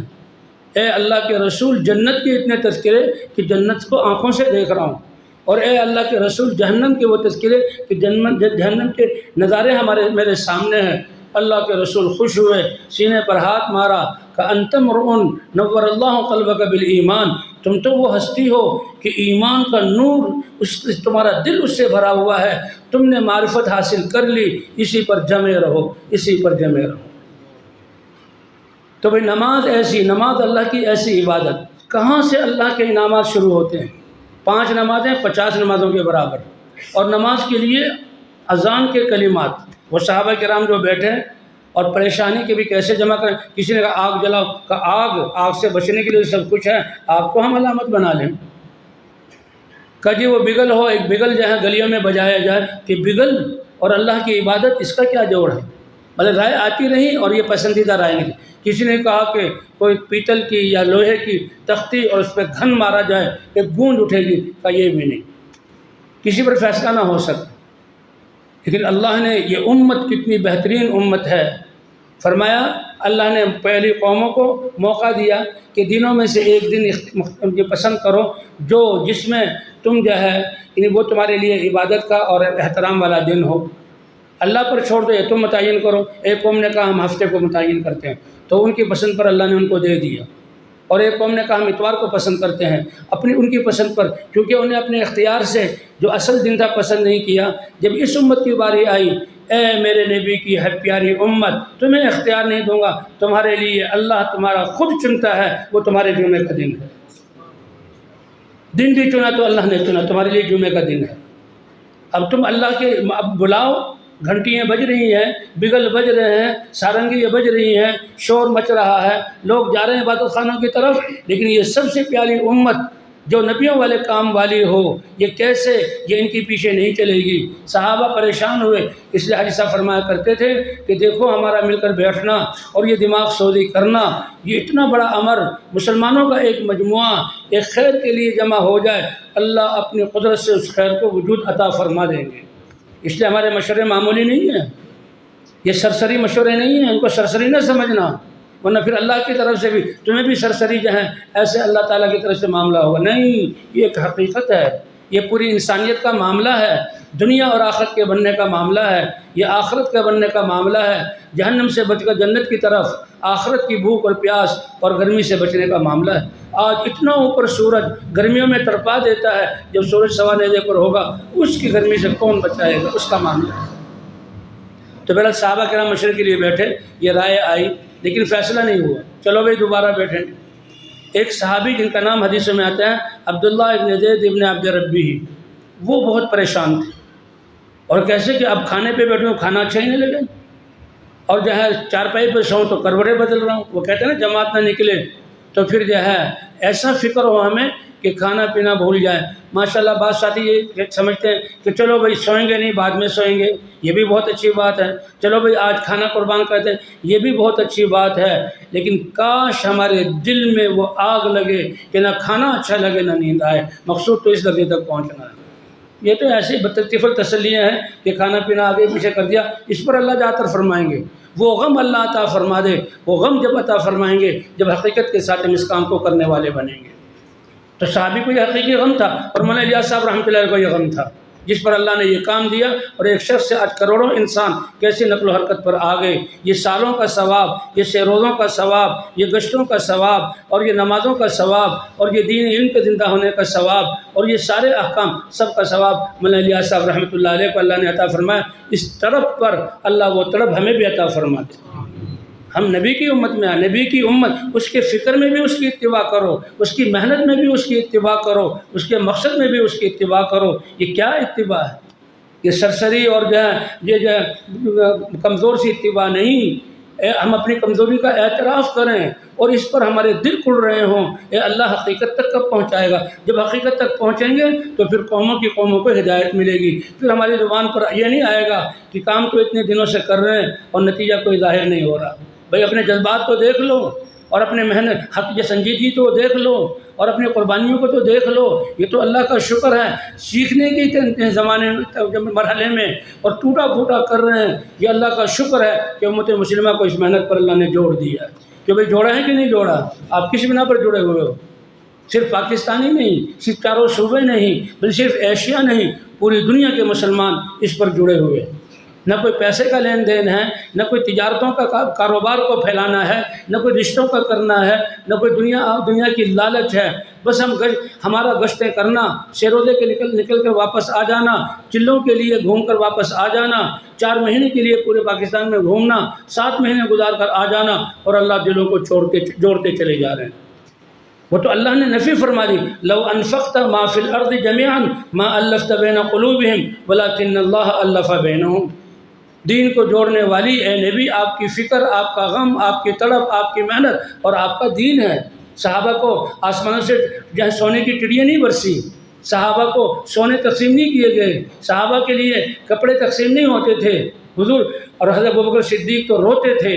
یہ دنیا ہمارے زمانے میں آئی غنیمت بن کر اور فتوحات، اور جب تک فاقہ، فقر اور پیاس اور بھوک اور افلاس تھا، اللہ نے اپنے نبی کو ہمارے سامنے رکھا، ہم میں رہے، سارے ہم سے زیادہ فقر و فاقہ برداشت کیا، اور جو ہی دنیا آنے لگی اپنے نبی کو اللہ نے دنیا کی آلائشوں سے بچا کر اپنے پاس بلا لیا کہ اپنے نبی کی اس محنت اور غم کا سب اجر تو میں اپنی شان کے مطابق آخرت میں دوں گا۔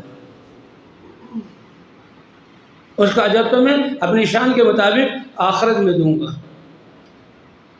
تو اس لیے اللہ نے یہ جو ہے ہمیں محنت، بہرحال وہ قصہ جو چل رہا تھا کہ مشورہ، تو اس عبداللہ ابن زید ابن عبد ربہ، نہ ان کو نیند آتی ہے، کروٹیں پلٹ رہے ہیں، کھانا بھی اچھا نہیں لگ رہا، تو کہہ رہے ہیں کہ اس وقت ایک جھونکا آیا نیند کا، ایک جھونکا سا آتا ہے، اور اسی میں سارا کام ہوا کہ جب نیند کا جھونکا، ذرا گہری نیند تھی، تو دیکھا ایک شخص لوہے کا ایک ٹکڑا ہاتھ میں لیے جا رہا ہے۔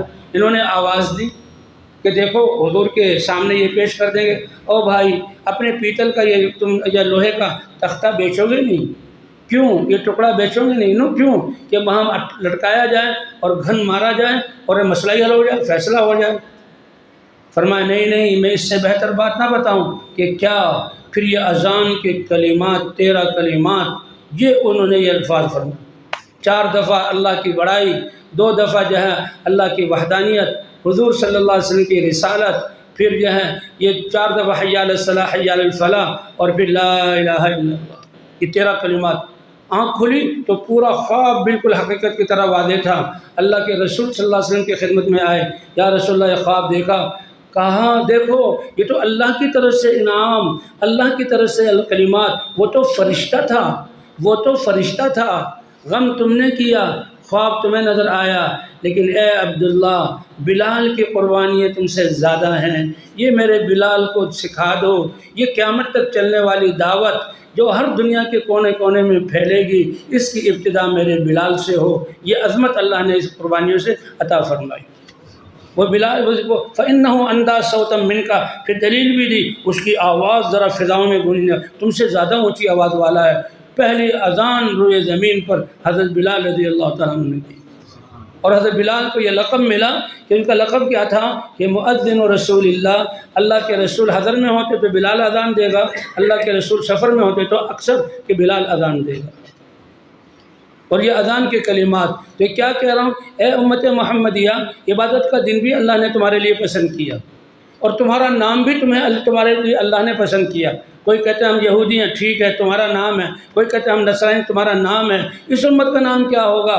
وَسَمَّاكُمُ الْمُسْلِمِينَ، تمہارا نام تو اللہ نے اب اللہ کے حکم کے سامنے اپنی گردن کو جھکانے والا مسلمین تمہارا نام رکھا ہے۔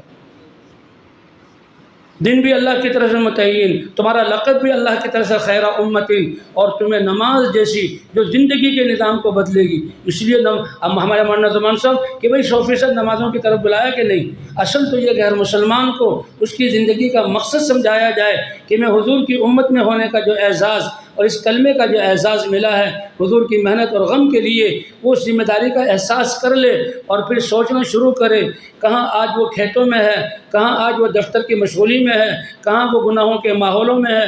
سوچتے سوچتے یہ تو آپ کی دعوت کے کلمات ایک دن اس کو ممبر پر لا کر کھڑا کریں گے اور وہ بیان کرے گا، او دنیا بھر کے انسانوں، کامیابی دنیا کے اسباب میں نہیں ہے، کامیابی اللہ کی ذات پر یقین کر کے اور اللہ کے احکام کو پورا کرنے میں ہے۔ یہ ہے اس کام کی یہاں خصوصیت اور یہ ہے اس کام کا نتیجہ۔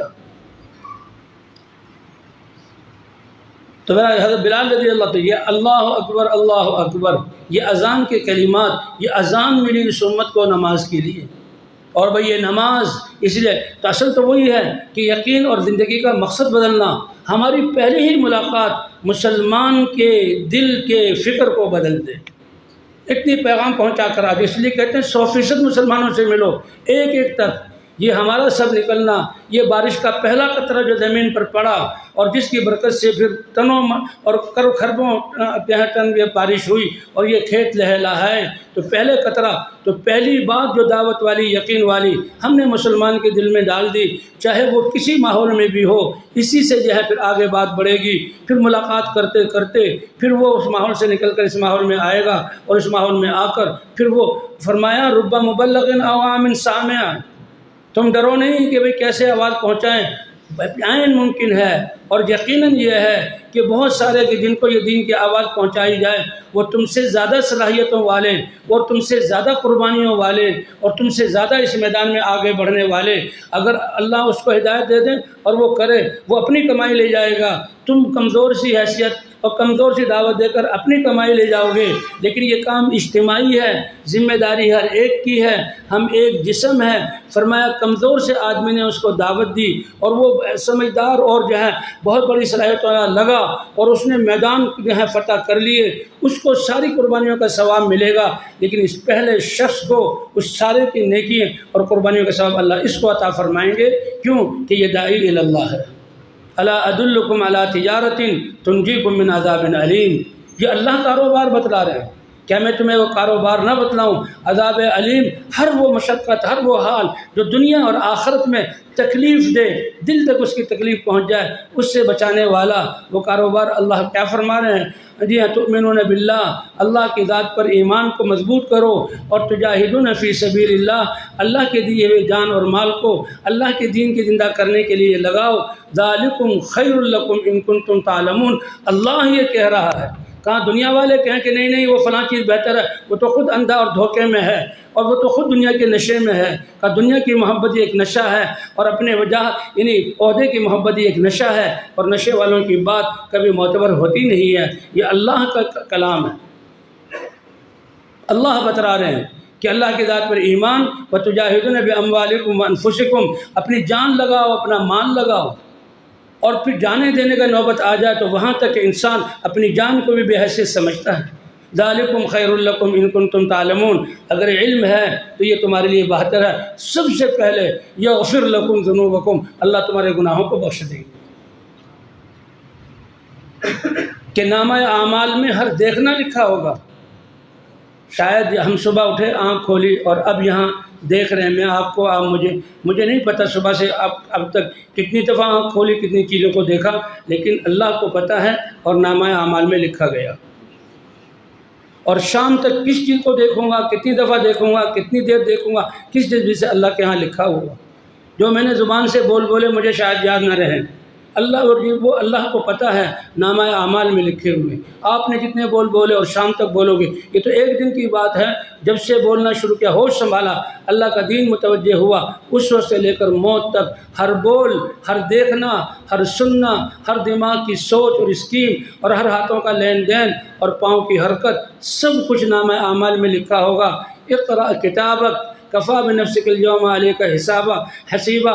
یہ لو تم خود اپنے محاسب ہو، دیکھ لو کہ تم نے یہ سارے کام کس کے لیے کیے ہیں. اور ما لهذا الکتاب لا یغادر صغیرۃ ولا کبیرۃ الا احصاها. یہ کیا ہوا میری اس کتاب کو، اس نے تو کوئی دیکھنا، بولنا، سننا چھوڑا ہی نہیں، کوئی دماغ کی سوچ اور عزائم چھوڑے ہی نہیں، اس میں سب کچھ لکھا ہوا ہے.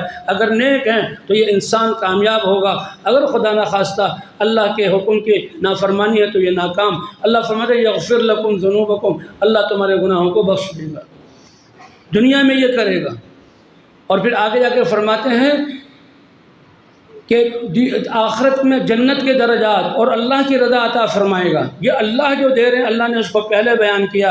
وَأُخْرَى تُحِبُّونَهَا، تمہارے دلوں میں تو دنیا کی محبت ہے، دنیا میں رہتے ہو، دنیا کے حالات یہ پہلے آنے سے تمہارے سامنے ہیں، تم اس کو چاہتے ہو تو سن لو کہ جس سے تم محبت کرتے ہو دنیا کی زندگی گزارنی ہے، اس کی نفی تو بالکل نہیں کرنی، اسی میں اللہ کے احکام کو پورا فرما رہا ہے. تو کہا سنو، نصر من اللہ وفتح قریب، پوری زندگی ہر مرحلے ہر قدم پر اللہ کی مدد تمہارے لیے اترے گی اور مبارکبادی اور خوشخبری ہو کہ فتح تمہاری ہوگی، دنیا والوں کی نہیں ہوگی.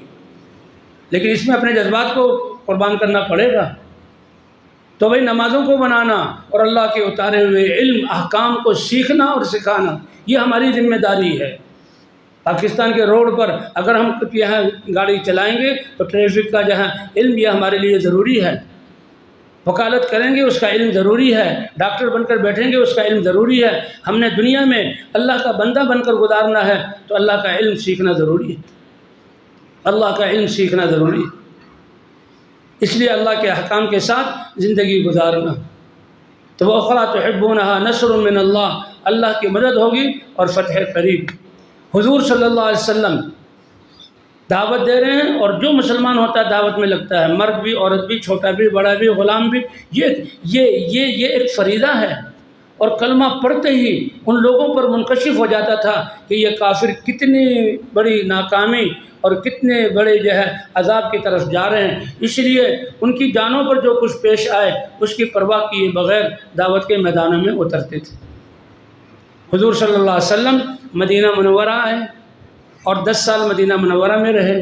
تو ایک موقع صلح حدیبیہ کے موقع پر حضور اور 10,000 صحابہ چلو کتنی جنگیں جیت لیں، کتنی دفعہ اللہ نے غلبہ دیا، اور اب ہم یہ پوری جماعت چلتے ہیں مکے کا بیت اللہ کا طواف، بیت اللہ کی زیارت کریں گے، بیت اللہ کا طواف کریں گے. بیت اللہ کی محبت جب کہ یہ بت پرست تھے اور جو باقی بت پرست ان کے دلوں میں بھٹی میں پڑی ہوئی ہے، یہ تو ایمان والے تھے.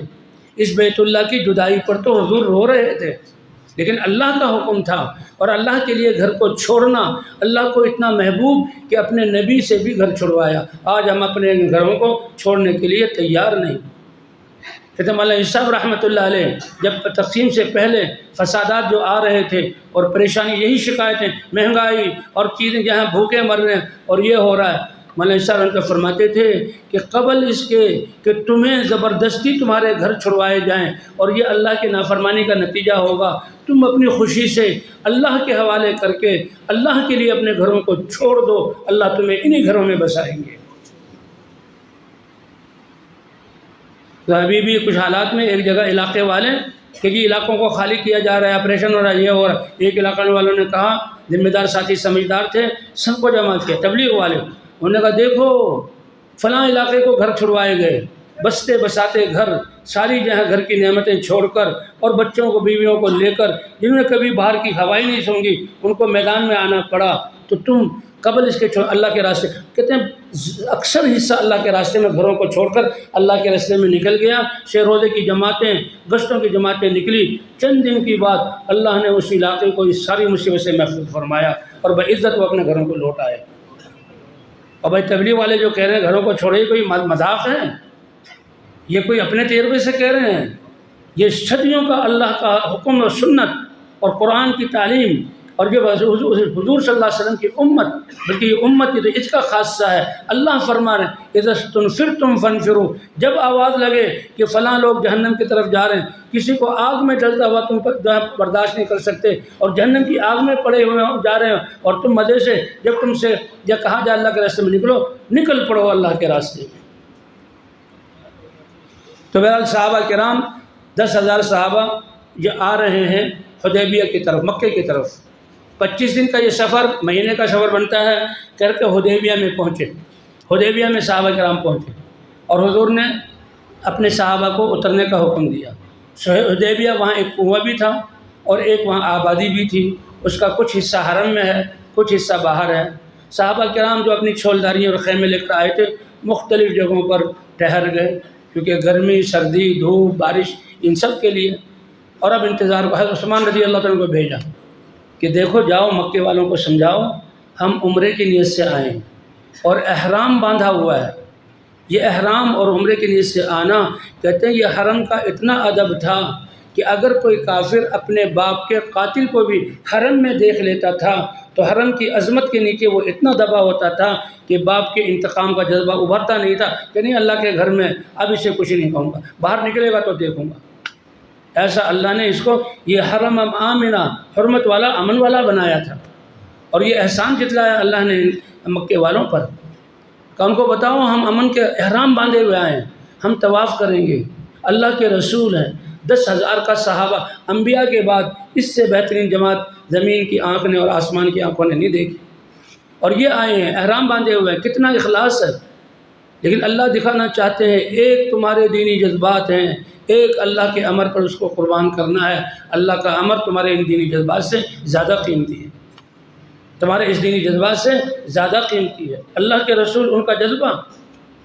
تو حضرت عثمان گئے تو ان کا بھائی مسلمان وہ نہیں یہ کیسے ہو سکتا ہے، ہماری تو ناک کٹ گئی، حالانکہ ان کی ناک کہاں تھی، بتوں کے سامنے ناک رگڑ رہے تھے اور اللہ کے سامنے جھکنے سے ناک کٹتی ہے۔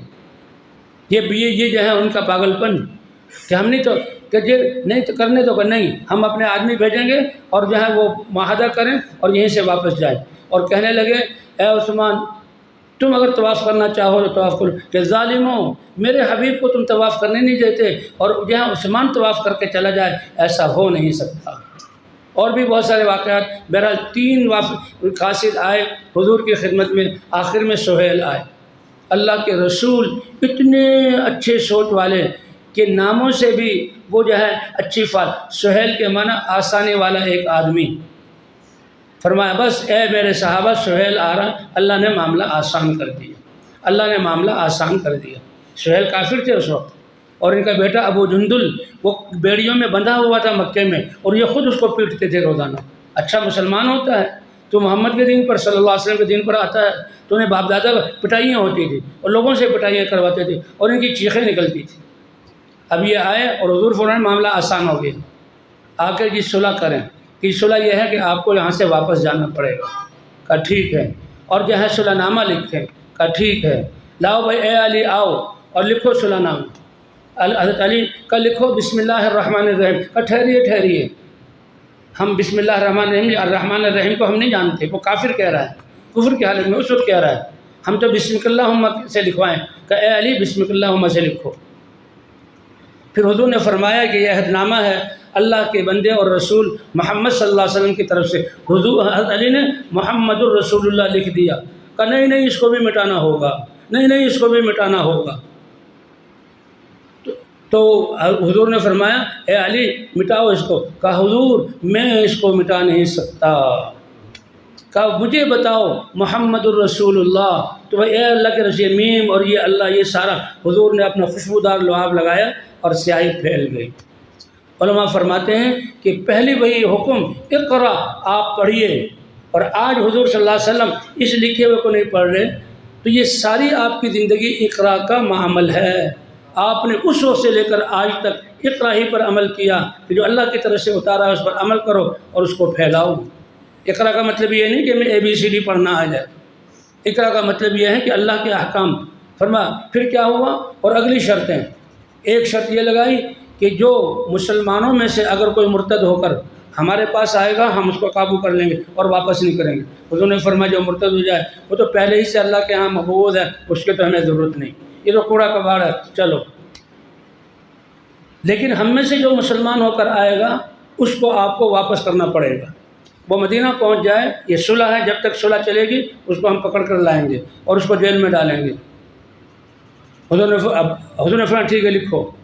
اور ابھی لکھا نہیں گیا تھا کہ اسی سہیل کے بیٹے ابو جندل وہ چیخے مارتے ہوئے، دھاڑے مارتے ہوئے، او مسلمانوں میں خود اپنی کوشش سے اور چھپتے چھپاتے نکل کر یہاں آیا ہوں، اب تو تمہارے بیچ میں آ گیا، اب تو مجھے سنبھال لو، اب تو مجھے لے چلو، اور اب تو یہ بیڑیاں میری توڑ دو، اب تو مجھے عذاب سے بچاؤ۔ لیکن اللہ کا حکم تھا کہ نہیں، واپس کرنا ہوگا۔ حضور نے فرمایا اے سہیل، میں دیکھو اللہ کا رسول اور ان سب کا بڑا ہوں، اور میں دیکھو مکے والوں میں سے ہوں، قریش سے ہوں، میری خاطر ابھی تو لکھا بھی نہیں گیا، وہ تو جب لکھا جائے دستخط ہو جائے پھر بات ہوتی ہے، اس کو میری نہیں چھوڑوں گا، نہیں چھوڑوں گا۔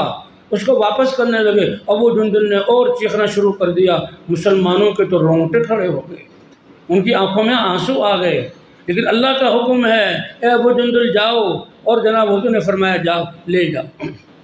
صحابہ پر کیا گزری۔ اور اگلی بات پھر عورتوں کے بارے میں کہا، حضور نے خبردار میری امت کی عورتیں مسلمان، ان کے بارے میں تمہارا یہ قول قبول نہیں ہے، بہت انکار کر دیا۔ سارے صحابہ حضور یہ کیا کر رہے ہیں؟ حضرت عمر جیسی کے دل میں، حضرت عمر جیسی کے دل میں اے ابو بکر، اے ابو بکر یہ کیا ہو رہا؟ کبھی وہ اللہ کے رسول ہیں، یہ اللہ کا حکم ہے اور اللہ کی ایسے ہی منشا ہے۔ حضور کے پاس آئے، حضور نے فرمایا اے عمر یہ میری مرضی سے نہیں ہو رہا، میرے رب کا یہ امر ہے، میرے رب کا یہ امر ہے۔ صحابہ کی سمجھ میں نہیں آ رہا تھا، حضرت ابو بکر کی حضرت ابو بکر وہ حضرت عمر کی سمجھ میں نہیں آیا، حضرت ابو بکر وہ حیثیت تھے کہ آپ کے کلمات جواب اور حضور کا جواب ایک تھا۔ حضرت عمر بھی اب سمجھ گئے، اور پھر کیا ہوا کہ حکم آیا کہ ان سے کہو اپنا احرام کھول دیں۔ 25 دن کا سفر کر کے گرمی سردی برداشت کرتے، بیت اللہ سامنے ہیں، جنگیں ان سے جیت چکے ہیں، یہ ہمارا کچھ بال بیگا نہیں کر سکتے، ایمان کی وہ سطح ہے، لیکن اللہ کا امر آیا واپس جائیے۔ حضور نے فرمایا اے میرے صحابہ احرام کھول دو، تو صحابہ کو کچھ سمجھ نہیں آ رہی، حضور بھی پریشان ہو گئے کہ میرے صحابہ یہ کیوں اتنے پہ جو ہیں میرا حکم نہیں مان رہے۔ اپنے ہجرے میں تشریف لائے، حضرت ام سلمہ، اے ام سلمہ میرے صحابہ میرا کہاں نہیں مان رہے؟ اے اللہ کے رسول وہ تو جان فدا کرنے والے ہیں، پریشانی اتنی ہے کہ وہ آپ کے بات کو سمجھ نہیں رہے، تو کیا مشورہ ہے؟ آپ جائیے اور اپنے سر پہ جائیں اس طرح پھروائیے، پھر دیکھیے صحابہ کو کہ کیسے آپ پر جان دیتے ہیں۔ حضور صلی اللہ علیہ وسلم باہر تشریف لائے، تشریف فرما ہوئے، حلاق کو بلایا اور سر کے بال منانے شروع کیے، اور جان نثار صحابہ نے جب دیکھا تو فوراً دو صحابی ہو گئے، ایک اس طرح لے کر اور دوسرا سر کو نیچے کر رہا ہے، لیکن غم کی وجہ سے پریشانی اتنی ہے کہ ہاتھ یوں ہل رہے ہیں، بال بھی کٹ رہے ہیں، کھالیں کٹ رہی ہیں، خون نیچے گر رہا ہے، اور اس حال میں واپسی کافر بغلیں بجا رہے ہیں، خوش ہو رہے ہیں کہ دیکھا ہماری چلی، اور اللہ اپنے نبی کو کہہ رہے ہیں انا فتحنا لک فتحا مبینا، اے نبی آپ کے صحابہ نے اپنے جذبات قربان کیے، فتح مبین ہم نے آپ کے لیے لکھ دی۔ یہ شکست نہیں ہے، یہ شکست نہیں ہے، یہ تم نے اپنے جذبات اللہ کے لیے قربان کی، یہ فتح ہے، اس لیے بھی اللہ کے امر پر قربانی کرنا۔ مدینہ منورہ کی 10 سالہ زندگی، کیا وہاں انصار مدینہ کے حالات تھے اور کس حال میں مہاجرین آئے تھے۔ آج لے آؤ جو ہے جب تجارت کے ماہرین اور معاشیات کے ماہرین کو اور ان کو یہ حالات بتاؤ تو وہ کہیں گے ایک سیکنڈ کے لیے بھی گھروں کو چھوڑ کر، کاروباروں کو چھوڑ کر جانے کی اجازت نہیں، لیکن معاملہ یہ ہے ہی نہیں۔ حضور نے صحابہ 150 آتے ہیں لیکن محتاط انداز 80 یا 100 سفر صحابہ کے کروائے، چھوڑو کھیتیوں کو، چھوڑو دکانوں کو، اور چلو جانوں کے نذرانے ہاتھ میں لے کر اور آؤ میدانوں میں، اور ہفتوں اور مہینوں کا سفر کرو۔ 100 دفعہ صحابہ نکلے اور 27 دفعہ حضور خود نکلے، صحابہ کو چھڑوایا اور نکلوایا، کیوں؟ کامیابی اسی میں ہے۔ اور ایک اگلی بات میں کہتا ہوں، صحابہ 27 سفروں میں تو حضور ساتھ ہے، یا 29 سفروں میں، 25 27 اور 29 یہ آتا ہے، چلو 29 سفروں میں ساتھ ہیں تو صحابہ مطمئن ہیں، اللہ کے رسول ساتھ ہیں، وحی اتر رہی ہے اور میدانوں میں اتر رہی ہے، پہاڑوں صحراؤں میں اتر رہی ہے، دن اور رات کو اتر رہی ہے، صحابہ وہ علم لے رہے ہیں اور اس وحی اور قرآن کو امت تک پہنچا رہے ہیں، کتنا بڑا درجہ۔ لیکن وہ اسفار جس میں صحابہ حضور کو مدینے میں چھوڑ کر جا رہے ہیں، کیا ہمارے یہ گھر مدینوں سے زیادہ قیمتی ہیں؟ اور کیا ہمارے یہ افراد حضرت محمد صلی اللہ علیہ وسلم سے زیادہ قیمتی ہیں؟ صحابہ حضور کو چھوڑتے ہوئے کیا مدینے کی جب نمازیں قربان ہوں گی، حضور صلی اللہ علیہ وسلم کے پیچھے اقتداء قربان ہوگی، اور یہاں آپ کی دعائیں قربان ہوں گی، اور سب سے بڑی بات جو اس وقت میں وہی اترے گی، ایک ایک دن میں کتنی دفعہ اللہ کے احکام اترتے تھے، جو موجود ہیں معذورین جو اللہ کے راستے میں نہیں جا سکتے یا جن کے لیے ٹھہرنے کا حکم ہے، وہ براہ راست وحی کو سنیں گے اور امت کی طرف منتقل کریں گے، اور یہ جانے والے اس قربانی کو کر کے جا رہے ہیں، بہت سے ان میں شہید ہو جائیں گے اور بہت سے واپس آئیں گے، لیکن ان کو تو یہ موقع نہیں ملے گا، لیکن صحابہ نے اس قربانی کو بھی کیا، اور اس قربانی کے سے اللہ نے ان کے لیے اپنا پیغام رضی اللہ عنہم ورضوا عنہ کہ انسانیت کو جہنم سے اس زمانے میں تو دنیا کی آبادی کم تھی، اس زمانے میں تو کفار کی تعداد کم تھی، لیکن ان لوگوں سے برداشت نہیں ہو سکتا تھا کہ وہ جہنم میں جائے۔ آج تو 5 ارب انسانیت وہ اللہ کو جانتی ہی نہیں، اور ان کی دنیا کی زندگی کتنی پریشانی والی، کتنے مسائل میں گھرے ہوئے، پاگل خانے ان کے ہاں، ہسپتال ان کے ہاں زیادہ، خودکشیاں ان کے ہاں زیادہ ہو رہی، گھر ویران ہیں ان کے، دل برباد ہیں ان کے، اور پھر آخرت کی طرف، اور بڑھاپے میں کوئی ان کو پوچھنے والا نہیں، اور اب موت کے وقت کیا ان کا حال ہوگا، یہ سب ہمارے سامنے ہے۔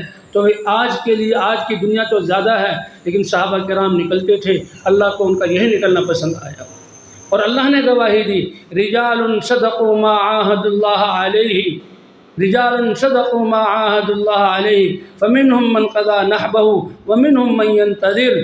اللہ گواہی دے رہے ہیں کہ جو اللہ سے لا الہ الا اللہ کہہ کر، محمد الرسول اللہ کہہ کر، نبی کے ہاتھ پر جو انہوں نے اقرار کیا تھا، انہوں نے سچ کر دکھایا، اے اللہ ہمارے جذبات اور ہمارے مال اور ہمارے جسم کا رواں اور ہماری زندگیاں تیرے دین کے لیے فدا ہیں، وہ نکلے اللہ کے راستے میں، گردنیں کٹوا دی، اور اللہ نے سچ کہا انہوں نے، اور جو واپس آئے ہیں وہ واپس آ کر وہ بھی انتظار میں ہیں کہ ہم کب اللہ کے راستے میں نکلیں گے، اور اللہ کے راستے میں نکل کر ہماری جانیں بھی اللہ کے راستے میں جائیں گی۔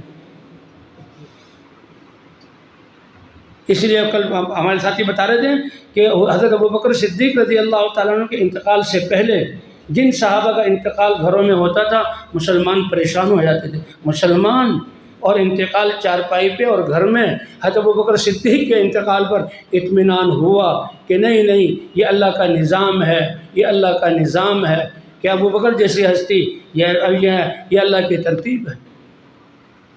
تو آج صدیوں بعد اللہ نے ہمیں اس محنت کے لیے قبول کیا ہے، آج اللہ نے صدیوں بعد یہ محنت عطا فرمائی ہے۔ یہ محنت تو وہ محنت کی جس کی وجہ سے اس امت کو خیر امت قرار دیا گیا۔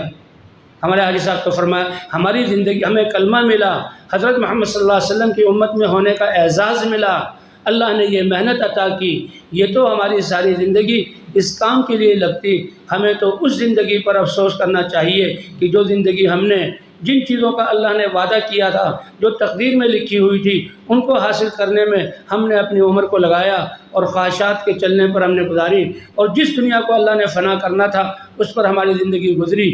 کتنا ہم نے خود اپنی حیثیتوں کو اللہ کے نظروں میں گرایا، کتنا ہماری نسلوں کا اور ہمارے آس پاس کے مسلمانوں کا نقصان ہوا، اور کتنا ظلم ہمارا انسانیت کے لیے صادر ہوا۔ وہ خزانہ جس میں ساری کامیابی، اس پر نہ ہم خود عمل کر سکے اور نہ اس کو کسی کو دکھلا سکے، اس پر اللہ سے معافی مانگنا، اے اللہ ہمارے اس جرم کو معاف فرما دے۔ تو کیا خیال ہے، معافی مانگیں گے؟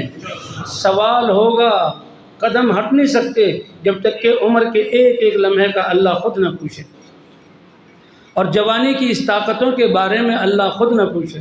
لا تزال قدم عبد حتى يسأل عن 4 عن عمره فيما افنى۔ یہ عمر کوئی ڈاکٹروں نے، دوائیوں نے، ہمارے ماحولوں نے دی، کہ عمر کا ایک ایک سانس اللہ نے دیا ہے، کتنے جسم کے نظام اللہ ہمارے چلا رہے ہیں۔ انسان کہتا ہے میں سب کچھ کرنے والا ہوں، اگر اللہ تعالیٰ ہمارے ہاتھوں میں ہمارے دل کے دھڑکنوں کو رکھ دے، ہمارے ہاتھوں میں جو ہے وہ گردے کے نظام کو صحیح چلانا رکھ دیں، ہمارے ہاتھوں میں سانسوں کو ٹھیک کرنا رکھ دیں، ہمارے ہاتھوں میں تو ہم کر سکتے ہیں بھائی، ان چیزوں کو سنبھال سکتے ہیں۔ 7 ارب انسان سوتے ہیں، سانس اللہ ٹھیک چلاتا ہے، دل کی دھڑکنوں کو ٹھیک رکھتا ہے، خون کو اللہ دماغوں کے رگوں سے گزارتا ہے، گردہ اور تلی کتنے نظام ہے کہ ایک نظام گڑبڑ ہو جائے انسان مر جائے، پھر ہواؤں کو چلاتا ہے، تو کرنے والی ذات کون سی ہے بھائی؟ اور یہی لا الہ الا اللہ ہے جو اللہ نے پہلا کلمہ ہمیں عطا کیا۔ اور بھائی یہ ہمارا تبلیغ کا سبق ہے کہ بھئی 3 دن کی طرح نکلے ہو، لیکن کس لیے؟ اے اللہ تیرا یہ مبارک دین پوری امت مسلمہ کے زندگیوں میں زندہ ہو جائے، ان کے بازاروں میں اور ان کی دفتروں میں اور ان کے ہسپتالوں میں اور ان کی کھیتیوں میں اور ان کی معاشرت میں، ان کی غمی خوشی میں، شادی بیاہ میں، اور اے اللہ ان کے گھریلو اور عمومی سارا دین اللہ کا یہ زندہ ہو جائے، اور پوری امت اس دین کی محنت کو کر کے دین کی محنت کے لیے اللہ کے راستے میں نکلنے والی بن جائے۔ یہ ہماری ذمہ داری ہے۔ تو بھائی اس کے لیے پچھلی زندگی پر توبہ اور استغفار، اللہ معاف کرنے والے ہیں۔ نوح علیہ السلام کہ ان کی قوم 950 سال نبی کو ستاتی رہی۔ کتنے سال ستایا؟ ہاں، کہتے جی وہ گستاخی نہ کرو، استاد کی گستاخی نہ کرو، جو ہے اللہ کے ولی کی، کسی مسلمان کو نہ ستاؤ۔ فرمایا کہ ایک مسلمان کے دل کو دکھ دینا بیت اللہ کے ڈھانے سے اللہ کے ہاں زیادہ عظیم ہے۔ ایک نبی کو ستایا، لیکن اللہ ہی فرما رہے ہیں، میرے نبی نے کہا اگر تم اتنی نافرمانی کے باوجود استغفار کر لو گے تو اپنے رب کو معاف کرنے والا پاؤ گے، اللہ تمہاری سارے گناہوں کو معاف فرما دے گا۔ صحابہ کرام ہے یا رسول، جو آخر میں آئے، یا رسول اللہ ہم نے تو آپ کو ستایا، آپ کے صحابہ کو ستایا، جنگوں میں آئے، ان کو یہ شہید کیا، ہمارے یہ گیا ہے، اس کے تلافی کہاں لا الہ الا اللہ کہہ دو، اللہ سارے گناہوں کو معاف فرما دے گا۔ اللہ اکبر۔ تو بھئی توبہ کتنی بڑی بات ہے، استغفار کتنی بڑی بات ہے۔ اے قوم، نوح علیہ السلام کے ستانے کی گناہوں سے استغفار توبہ کر لو، وہ تمہارے گناہوں کو بخش دے گا۔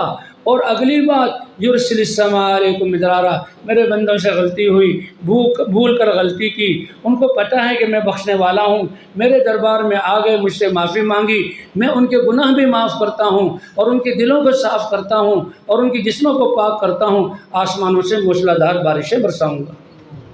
وَيُمْدِدْكُمْ بِأَمْوَالٍ وَبَنِينَ، تجارت اور کارخانوں کے ذریعے مال گھر میں ایسے نہیں، میں اپنی قدرت سے اپنے خزانوں سے مالوں کے دہانے کھولوں گا۔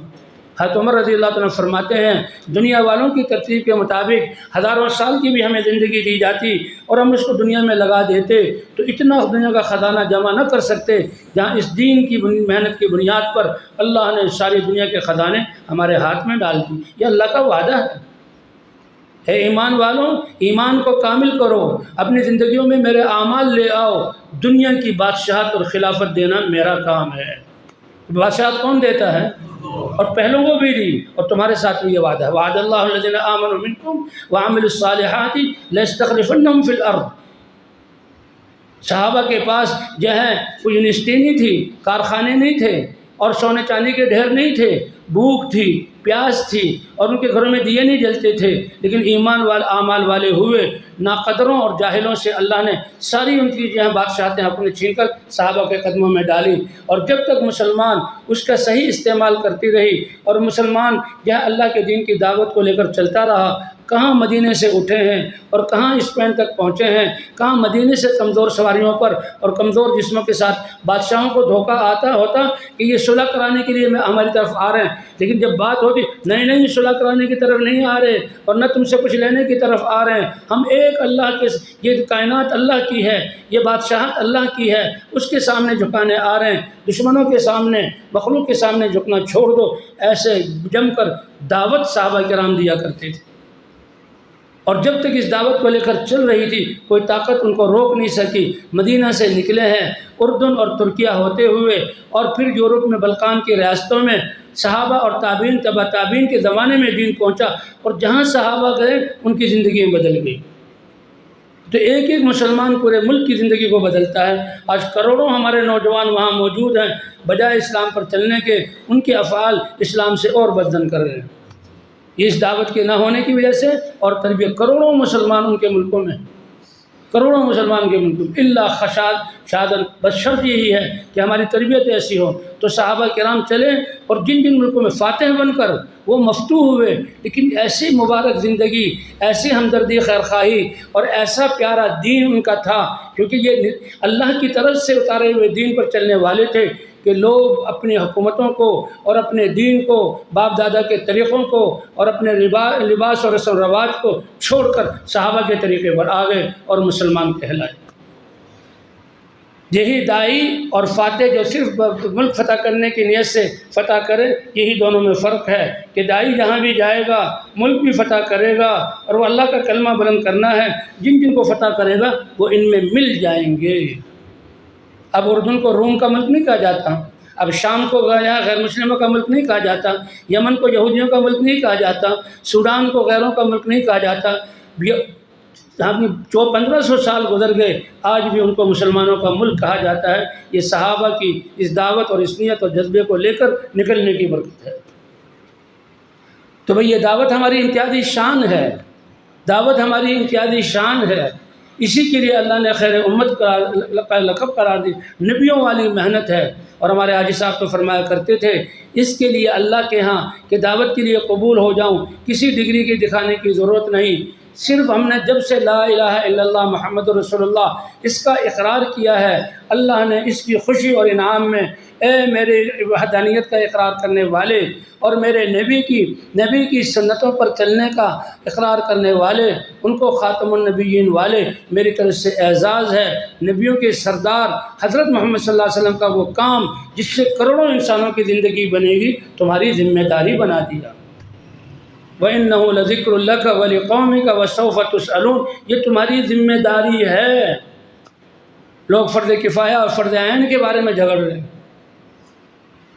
اگر بھائی دعوت تو یہ اللہ نے مانا لیا، جو انبیاء کی کہ کافر ہیں یا بگڑے ہوئے مسلمان، سب سے پہلے ایمان اور اللہ کی معرفت کرا کے اللہ کے احکام کی طلب پیدا کرنا، ایمان آنے سے پہلے مقابلے میں اور ایمان آنے کے بعد طالب بن کر وہ انصار اور اعوان اور حواریین بنے صحابہ کے، وہ انبیاء کے، اور ان سے پوچھ کر اپنی زندگیوں کو بدلنے والے بنے۔ زندگیاں بدلی، بڑی بڑی طاقتوں کو اللہ نے اپنے حکم سے یہاں اڑا دیا۔ قوم عاد کو ہوا سے اڑایا، اور قوم شعیب کو آسمانوں سے آگ برسی فرشتے کی چیخ سے اڑایا، اور قوم ثمود کو بھی فرشتے کی چیخ سے اڑایا۔ انہوں نے کہا کون سی ہوا ہے جو ہمارے گھروں کو ہلا سکے؟ فرشتے نے ایک چیخ ماری، ساری کی ساری قوم، ان کے دل کلیجے پھٹے اور بالکل سانس کی آواز بھی باقی نہیں رہی۔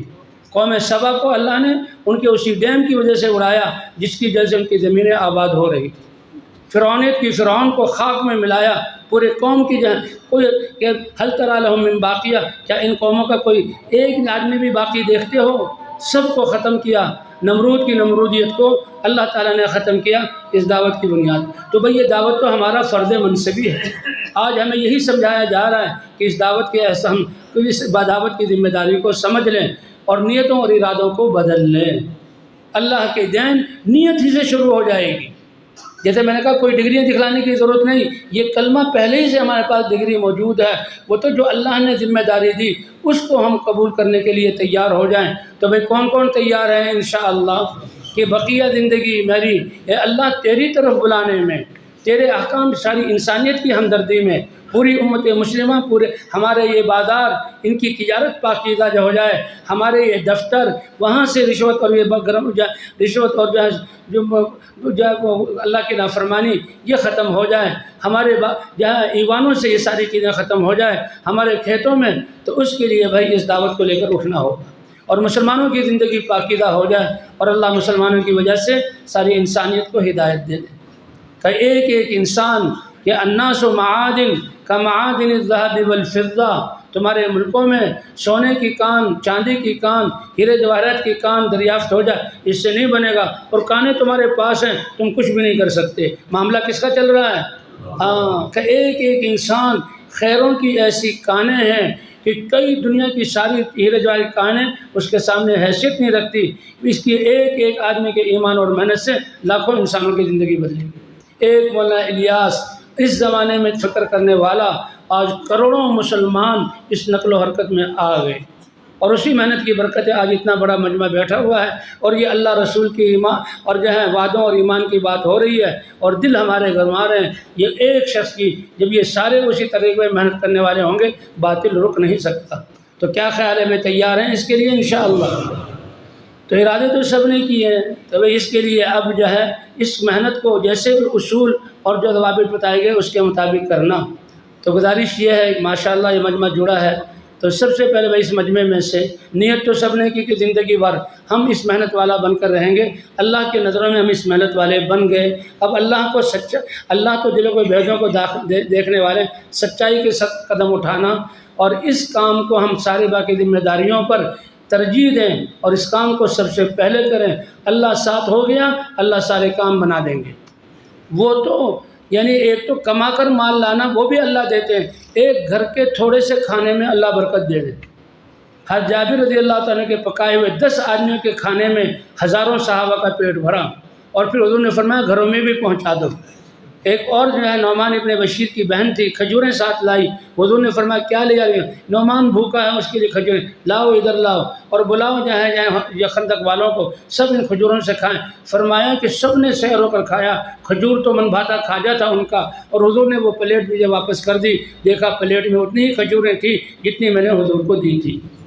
تو جو اللہ ان کھیتوں اور مٹیوں سے اور کھجوروں پر کھجور بنا کر سالوں بعد ہمیں دیتا ہے، وہ اللہ اپنی قدرت سے اپنے اوپر توکل کرنے والوں کو اسی وقت عطا فرما دیں گے، اور جو اللہ اپنے نظام کو چلا رہا ہے وہ اللہ اسی وقت ہماری مدد فرمائیں گے۔ تو اس کے لیے فرمائے بھائی، یہ جیسے میں نے شروع میں کہا بھی، قربانیوں کے ساتھ نکلنا، اور قربانیاں اس راستے کے تحفے ہیں، گھبرائیں نہیں قربانیوں سے۔ بھوک اور پیاس سے، گرمی سردی سے ہم رہ کر کتنے کام ٹھیک کریں گے، ہم اللہ کے حوالے کر کے جائیں اور یقین کے ساتھ جائیں تو اللہ تعالیٰ ہمارے کاموں کو ٹھیک کریں گے۔ اگر ہمارے گھروں والوں پر بھوک اور پیاس آتی ہے، اس میں بھی ہماری کامیابی چھپی ہوئی ہے، اور اس میں دنیا کے باطل کا مٹنا اور لاکھوں انسانوں کی ہدایت چھپی ہوئی ہے۔ حضرت خدیجہ رضی اللہ تعالیٰ عنہ، یہ جسے کام مردوں کا ہے، عورتوں کی بھی ذمہ داری ہے۔ اللہ کے رسول صلی اللہ علیہ وسلم کو حکم ہوا آپ اپنے گھر والوں سے ابتدا کیجئے۔ سب سے پہلے تو آپ نے حضرت خدیجہ سے، حضرت خدیجہ وہ ہستی کہ آپ 25 سال کی عمر، کائنات کے سب سے حسین، اور آپ کی عمر کا حسن کا نچوڑ اس وقت ہے، اور 40 سالہ ایک عورت کے بارے میں اللہ فرماتے ہیں یہ ہم نے ان کو منتخب کیا، یہ تمہاری بیوی ہے۔ تو 15 سال تو وہ رہیں، تجارت تھی، نبوت سے پہلے 15 تجارت تھی، گھر میں خوب ریل پیل کھانے پینے کی، اور جس دن حضور نے دعوت دی، یہ تھا صحابہ کا، جو صحابہ کی جان نثاری اور صحابہ کے اندر جو ہے حقیقت، کہ جس دن حضور نے اے عائشہ، اے خدیجہ، لات اور عزیٰ کی تکذیب کرو اور ان سے برات برملا ظاہر کرو۔ اب چپ رہنے کی ضرورت نہیں، کیونکہ بہت سے لوگ ان کو پوچھتے نہیں تھے اور ان کی نفرت تھی، ظاہر نہیں کر، اب ظاہر کرو۔ اور اشہد ان لا الہ الا اللہ و اشہد ان محمدا عبدہ و رسولہ، اس کا اقرار کرو۔ حضرت خدیجہ کیا فرماتی، اے اللہ کے رسول، اللہ کی رحمت کی یہ لہر میری طرف متوجہ ہوئی، آپ اتنے بڑے کائنات امت کے لیے کام کرنا، اس کی ابتدا مجھ سے کر رہے ہیں، تو میری سعادت مندی یہ ہے کہ فوراً اس کو قبول کرو۔